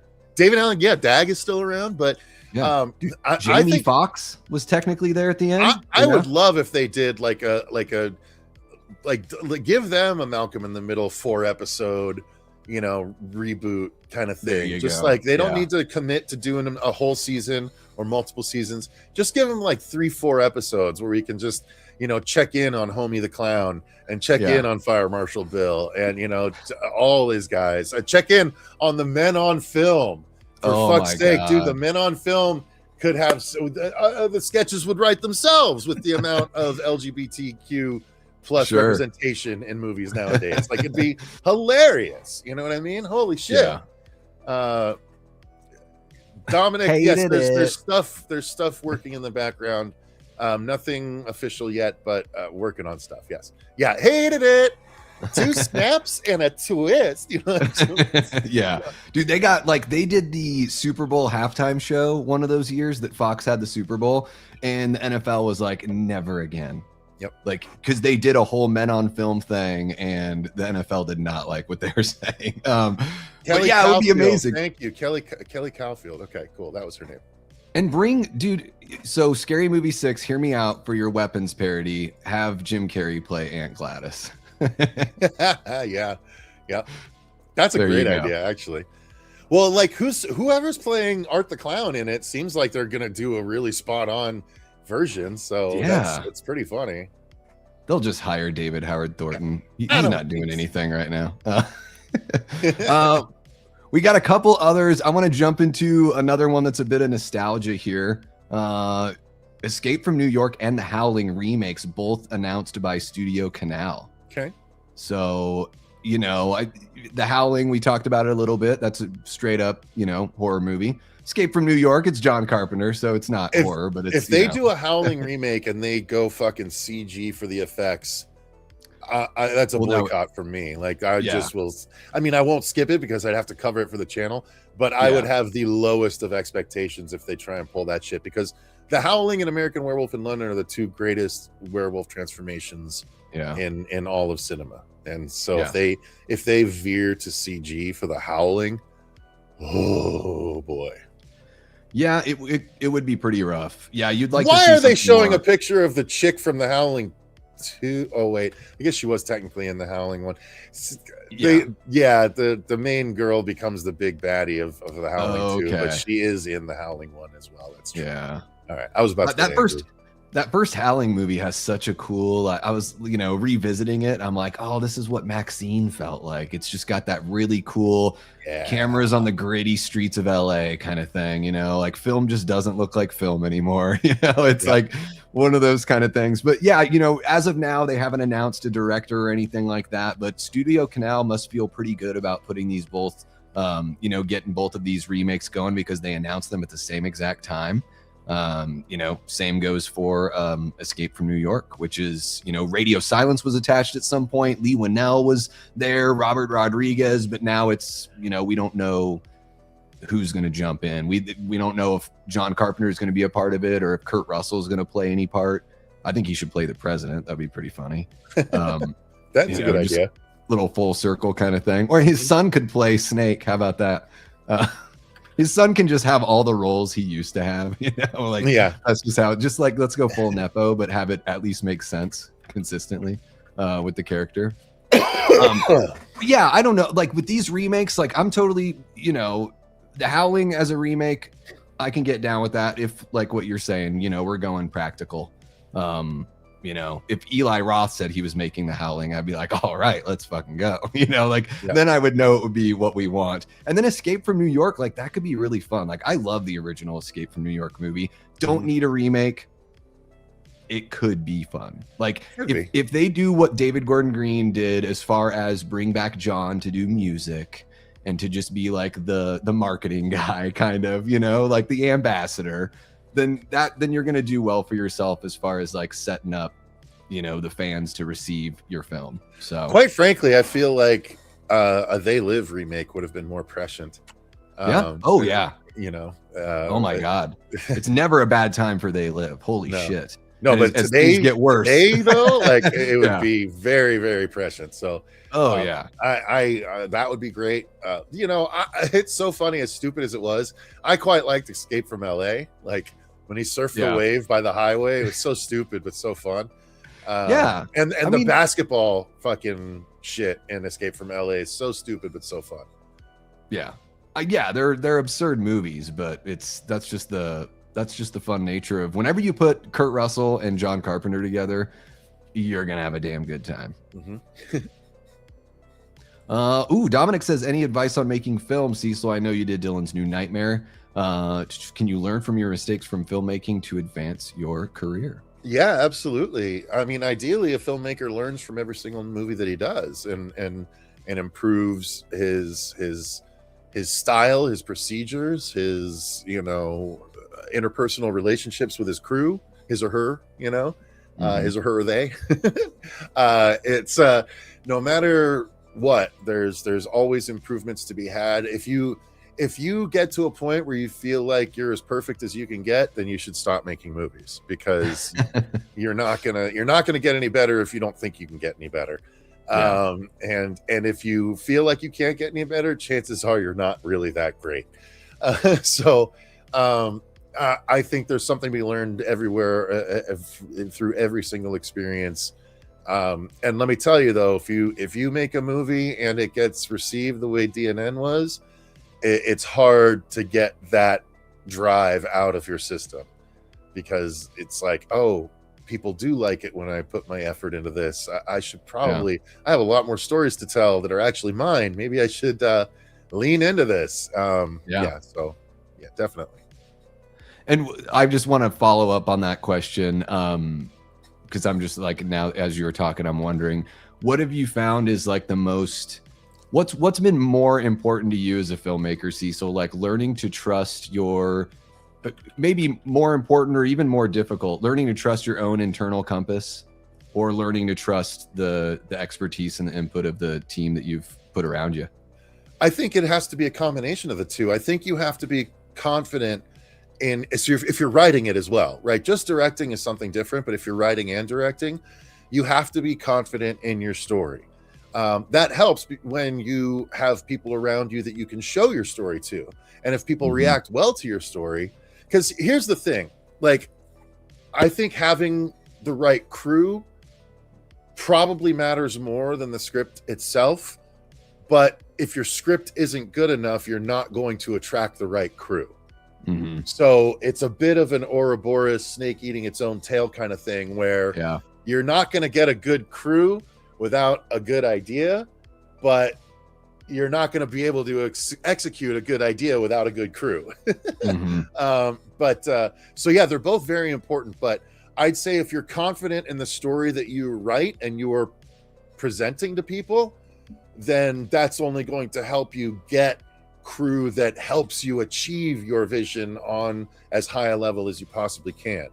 And the one thing that I recommend do not do as a director, as a writer-director, is feel like that your opinion is better than everyone else's, because it's not. You might have a clearer vision of the story in your mind than everyone else does because it's your story, but that truly doesn't mean that you know how best to get that to the final state. Because I admit I don't. I did not go to film school. I did not learn all the different things that a lot of independent directors have done. I go on vibes.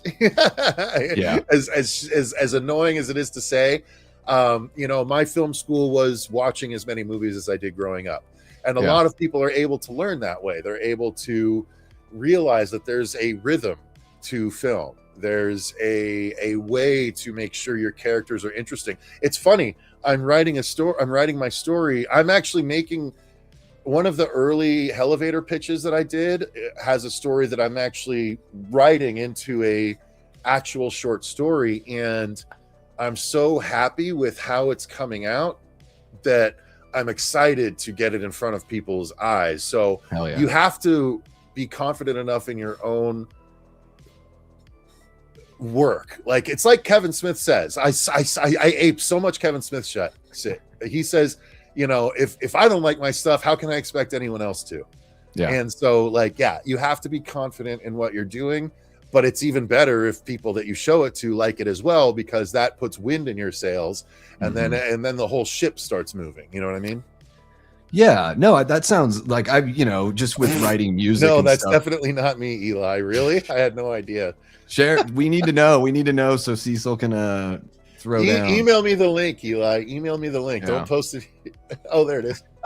Well, no, Okay, there's that's a probably link the to right actual link. That's probably to the go right watch link. it. Yeah, to go watch. Yeah, Kevin Dylan's Smith is New the goat. Nightmare. Actually, yeah, I haven't even been able to announce exactly what, but I'm doing something really big with Kevin Smith at the end of June, and I'm very excited about it, but I can't announce it yet. So keep your eyes and ears keep your peeled, eyes and folks. ears peeled. Yes, indeed.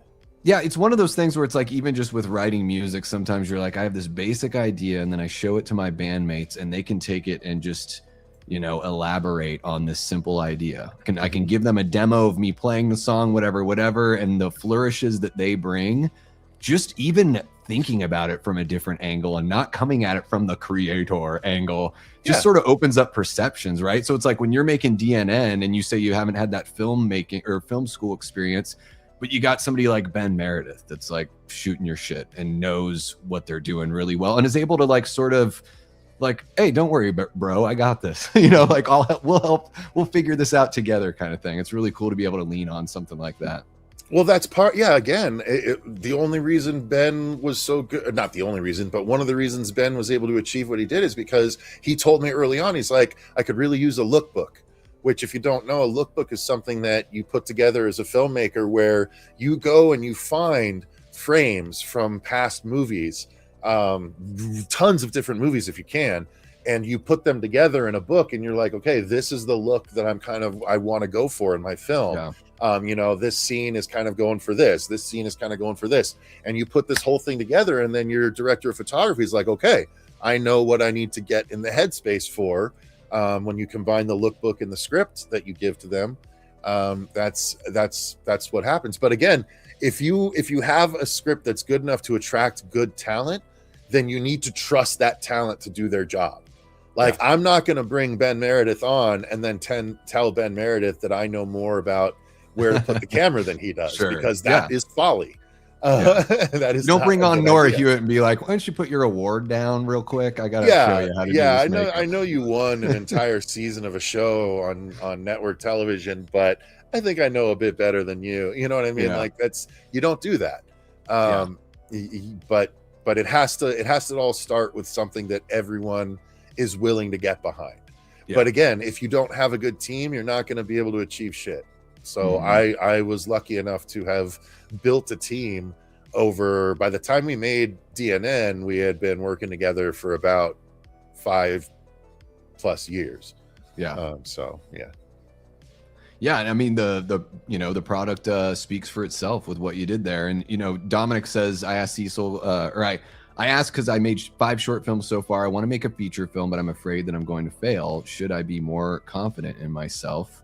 I'll let you take that one, Cecil. Yeah, I think absolutely. The fact that you've made 5 short films successfully, there's a lot of people that can't finish one.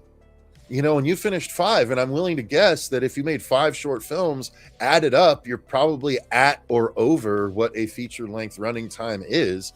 So you've probably already made a feature. You've just made it in parts. And when people are just starting out, oftentimes their features are made in parts. You do it when everyone's schedule permits, when there's 3-day weekends, everyone gets together and shoots some of it. Some movies take a year and a half to fully shoot because you're just shooting on weekends when everyone can do it. Yeah. But you've done it already, it seems like. So yeah, I would say absolutely have the confidence that you can do it. Whether everyone responds to it the way that you want, that's neither here or there.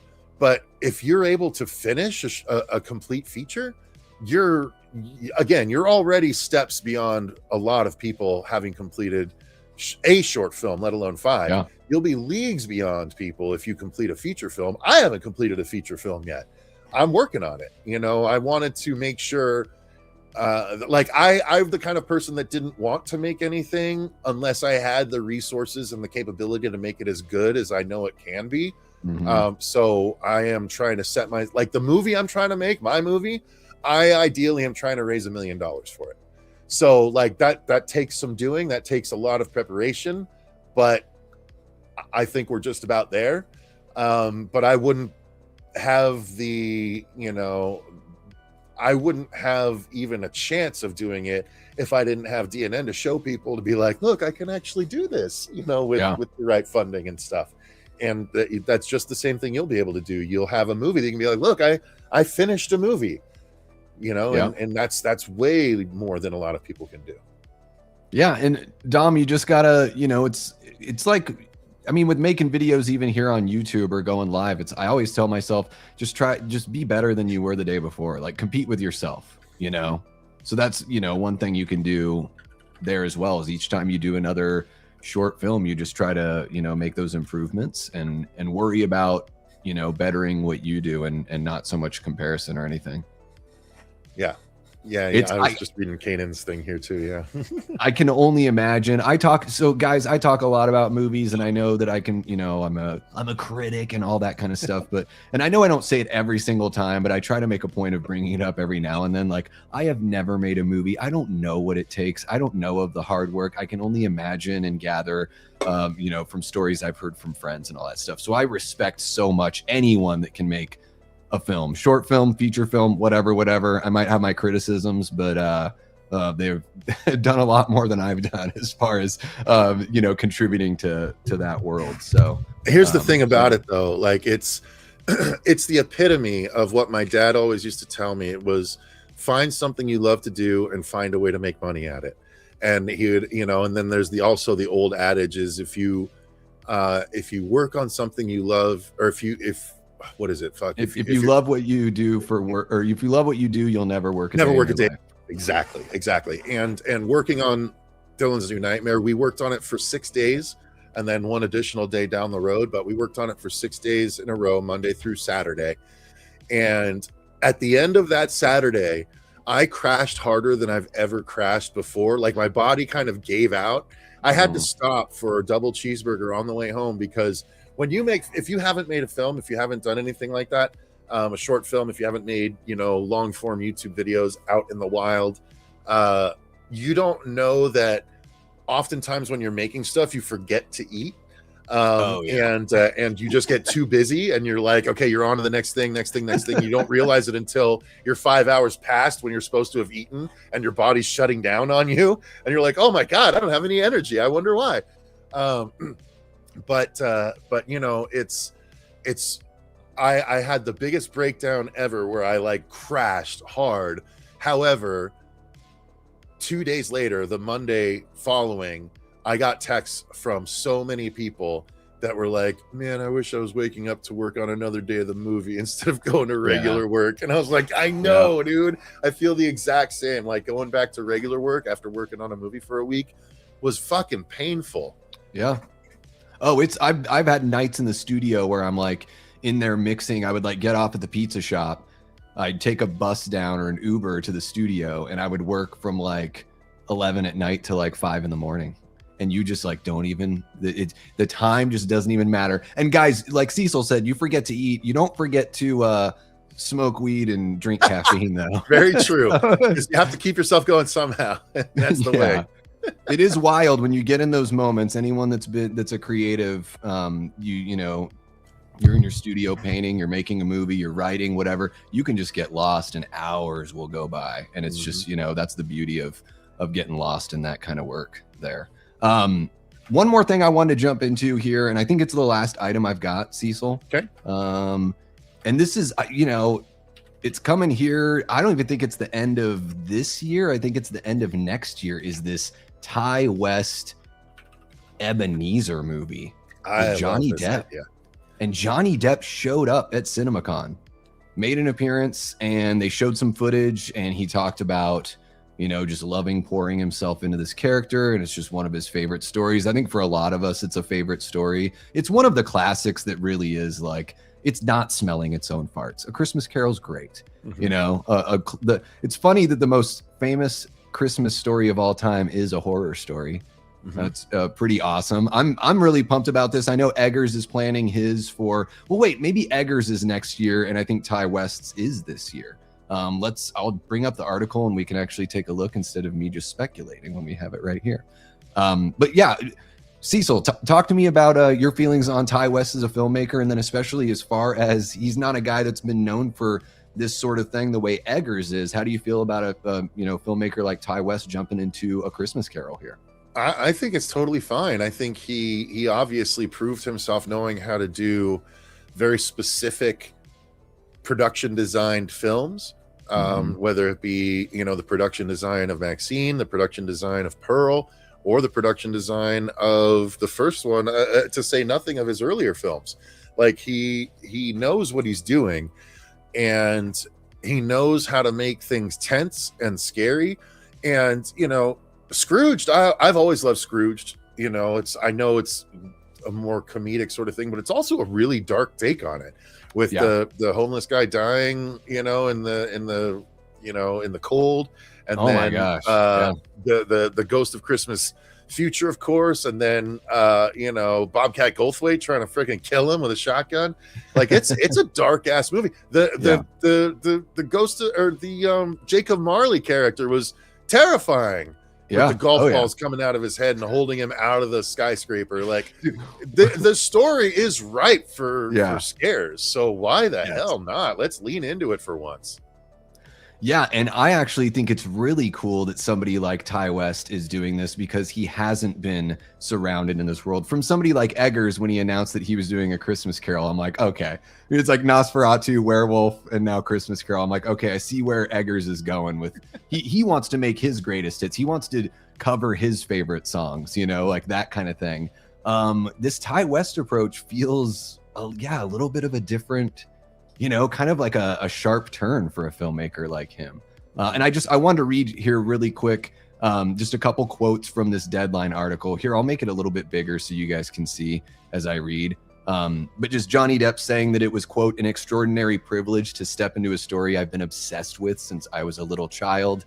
And he also adds, when I was approached by Tai West, my first thought was, there's no one who can do it as good as Alistair Sim did in the 30s. It's a magical performance. But then I thought, that's no reason not to attempt something. I think Tai really did something very special. So, this has got my interest, especially just like kind of the comeback of Johnny Depp is just sort of a story that I find interesting, with all the tabloidization of everything that went on with him and Amber Heard and all that kind of stuff. Like whatever. We don't need to get into all of that. But it is awesome to see him come back. To film and do a big film. This is going to be huge. Yeah, agreed. And I'm absolutely here for it. Again, the Ghost of Christmas Future is always the scariest part of the story, and to know that a horror director is going to finally be able to actually lean into it, like let's go. Yeah, and you know what I've always loved about it too, because I'm a sucker for this. I've always loved like redemptive arcs for bad guys. Like whenever Magneto would work with the X-Men, or like Dr. Octopus at the end of Spider-Man 2, like having the turn of heart and like saving the day and sacrificing himself. Like I love that. And it's the same thing with Ebenezer Scrooge. Like Scrooged is my favorite Christmas movie. Like that's the one that just always makes me like, like I love the idea that it's never too late, I feel like if they're going a darker route, this one might end with him not being redeemed, but rather dying, and then the whole town splits his fortune amongst themselves or something. Well, that would be pretty gnarly. That'd be different. I'd be here for it. No, I want it to be like dripping in style, just oozing like something that's just so different. Because like you were saying when you were talking about the X trilogy, like Tai West really does know how to make these 3 different movies that all look very different but cohesively fit together so well. He's good stuff. And you know what, I'll say this too, with his first couple of movies, House of the Devil and The Innkeepers, those were his first 2. Like I really enjoyed those movies quite a bit, but man, I think he like really fucking came on strong with that X trilogy. I agree. All right, big boy pants now. I agree, but personally I think X was the best. So it's like it is a really quality trilogy, but like none of them lived up to the first one in my opinion. So everyone knows Pearl's the best one. Come on, it might be the best made one. I don't know. But the first one is definitely the one I like the most. I think, you know what, I think for me it's Pearl, Maxine, X, but I like them all quite a damn bit. Interesting. The whole American Giallo 80s thing of Maxine really got me. Plus I liked that they brought back the religious aspect mixed in with like the slasher of it all. The Muppets one is actually pretty awesome. I've heard that. I've never actually seen that one. It's a great story, right? It's just he did The Sacrament. I couldn't stand that, but I hate cult movies. You know, I never saw that one. That's pretty much based on like a short he did for one of the VHS movies, isn't it? Because didn't he do a short for like the first or second VHS movie? It's like the same I don't think it had to thing? do with that. Oh, okay. I could be wrong. Though. I mean, Jim Jones, basically, right? I can't. Yeah, I just can't stand cult movies. They're so boring to me. You would love Ghoulies. I do like Ghoulies, except I totally forgot it had to do with that shit. Like first movie, they're not even coming out of the toilet. Come on, it's all just a dumb cult movie. I mean, I love Charles Band, but come on, Ghoulies. Yeah. Nanette, if you liked the other movies in the trilogy, you should check it out. Yeah. No, I haven't seen Carpenter's Son, Eli. No, I haven't either. Sacrament, that's what probably his second or third movie. I think it might have been his third. It was in the 2000s, the late, I think the 2010-ish area. He had one or two movies before House. Okay, so that was like his breakout. Okay, yeah, I dug that one. Yeah, I mean, guys, I ran through every story that I've got here for us to chat about. We've been talking for a couple hours. I'm not sure if there's anything you guys want us to hit on here, but I know it's late out there for you East Coasters. Yeah. I'm going to close the poll here that I have on my side. I totally forgot it was even open. I probably should have put some more polls in there, but 59 votes, and everyone's banking on the Don Mancini Chucky movie to come out before a Friday the 13th movie, a Halloween movie, or a Nightmare on Elm Street film. So there you go. Not a bad bet. Not a bad bet at all. Cecil, what do you got coming up here on the channel? Well, we have a little bit more coverage from the Phoenix Film Festival and International Horror and Sci-Fi Film Festival. We saw The Furious yesterday, which is a really it's getting a ton of hype. It's the next Raid movie, where it's foreign, crazy, over the top action. It's basically the Raid mixed with Taken. And it's phenomenal. It's so cool. There's so much cool action, so many crazy ideas that they somehow managed to pull off. I won't say much more than that, but it's fantastic. And then we're seeing a couple tomorrow. We're seeing one called Grind, and then one called 15, which is just called Quince because it's also foreign. And then on Sunday we're seeing Friday the 69th. Which is, it's as I understand it, it's exactly what it sounds like. So we'll see. But yeah, so that coverage will be coming. I did a reaction to the Insidious trailer. I reacted to the new Passenger trailer. I covered the new Mummy movie. So all that good stuff going on there. And eventually, I'm going to do a best horror or best monsters series. That's going to be like a 5-part series. So sweet. It's gonna take some time, but it's gonna be worth it. Yeah, it's gonna take some time, just like Friday the 69th. Oh yeah. We've got a couple questions here. So Kanan wants to know what's each of our most anticipated to come this year. I guess, do you mean any movie or horror? Ooh, let's do both. How about that? You could do one non-horror, one horror. You can open one present on Christmas Eve and the rest on. I don't stay that up on non-horror stuff, but it would be Supergirl. I don't know if it'd be Supergirl or Avengers Doomsday, even though I don't really give a shit about Marvel very much. And I don't know about Obsession. That. Yeah, I saw Obsession, but I think my most anticipated for the year was Backrooms. So I'm really excited about Backrooms. I really hope it's good. I am anticipating it will be because Kane Pixels is doing it, and he made the first few Backrooms YouTube videos. So I'm excited for that. The Spider-Man one I'm not really that interested in. Disclosure Day I'm excited for. You know what? The end of Oak Street really looks cool to me because I love a good dinosaur movie, and it's been puzzling to me why we've been, over the last 33 years, we've only gotten Jurassic Park big budget movies. We got 65, and then we got The Sound of Thunder at one point. But that's about it. So yeah, I'm excited for more big budget dinosaur stuff. Yeah, that one looks pretty interesting. Don't really know what to think of it, but I like the cast and I like what we're seeing. My most anticipated is Evil Dead Burn. I'm just like, it's, you know, how can it not be? I'm such a huge fan. And not Crystal Lake? Well, as far as TV shows go, I do think, like, I'm very encouraged by everything we've been seeing. Like Welcome to Derry made me feel so much better about Crystal Lake, just seeing what Brad Caleb Kane, I know he wasn't the sole showrunner on that show, but man, Welcome to Derry looked so strong. Like the costume, the production value, just everything about it. And then seeing the pictures from Crystal Lake, I'm like, it looks like he's bringing that same oomph over. So as long as the story's good, I'm actually feeling pretty all right about that. But Evil Dead Burn's got to be it. I hope it gets crazy. I want it to be even nuttier than Evil Dead Rise was. Oh, and then Nanette, I was kind of asking the same thing here, what we're most excited about. Yeah, for what we talked about tonight, it's still Evil Dead for me. It's Godzilla for me.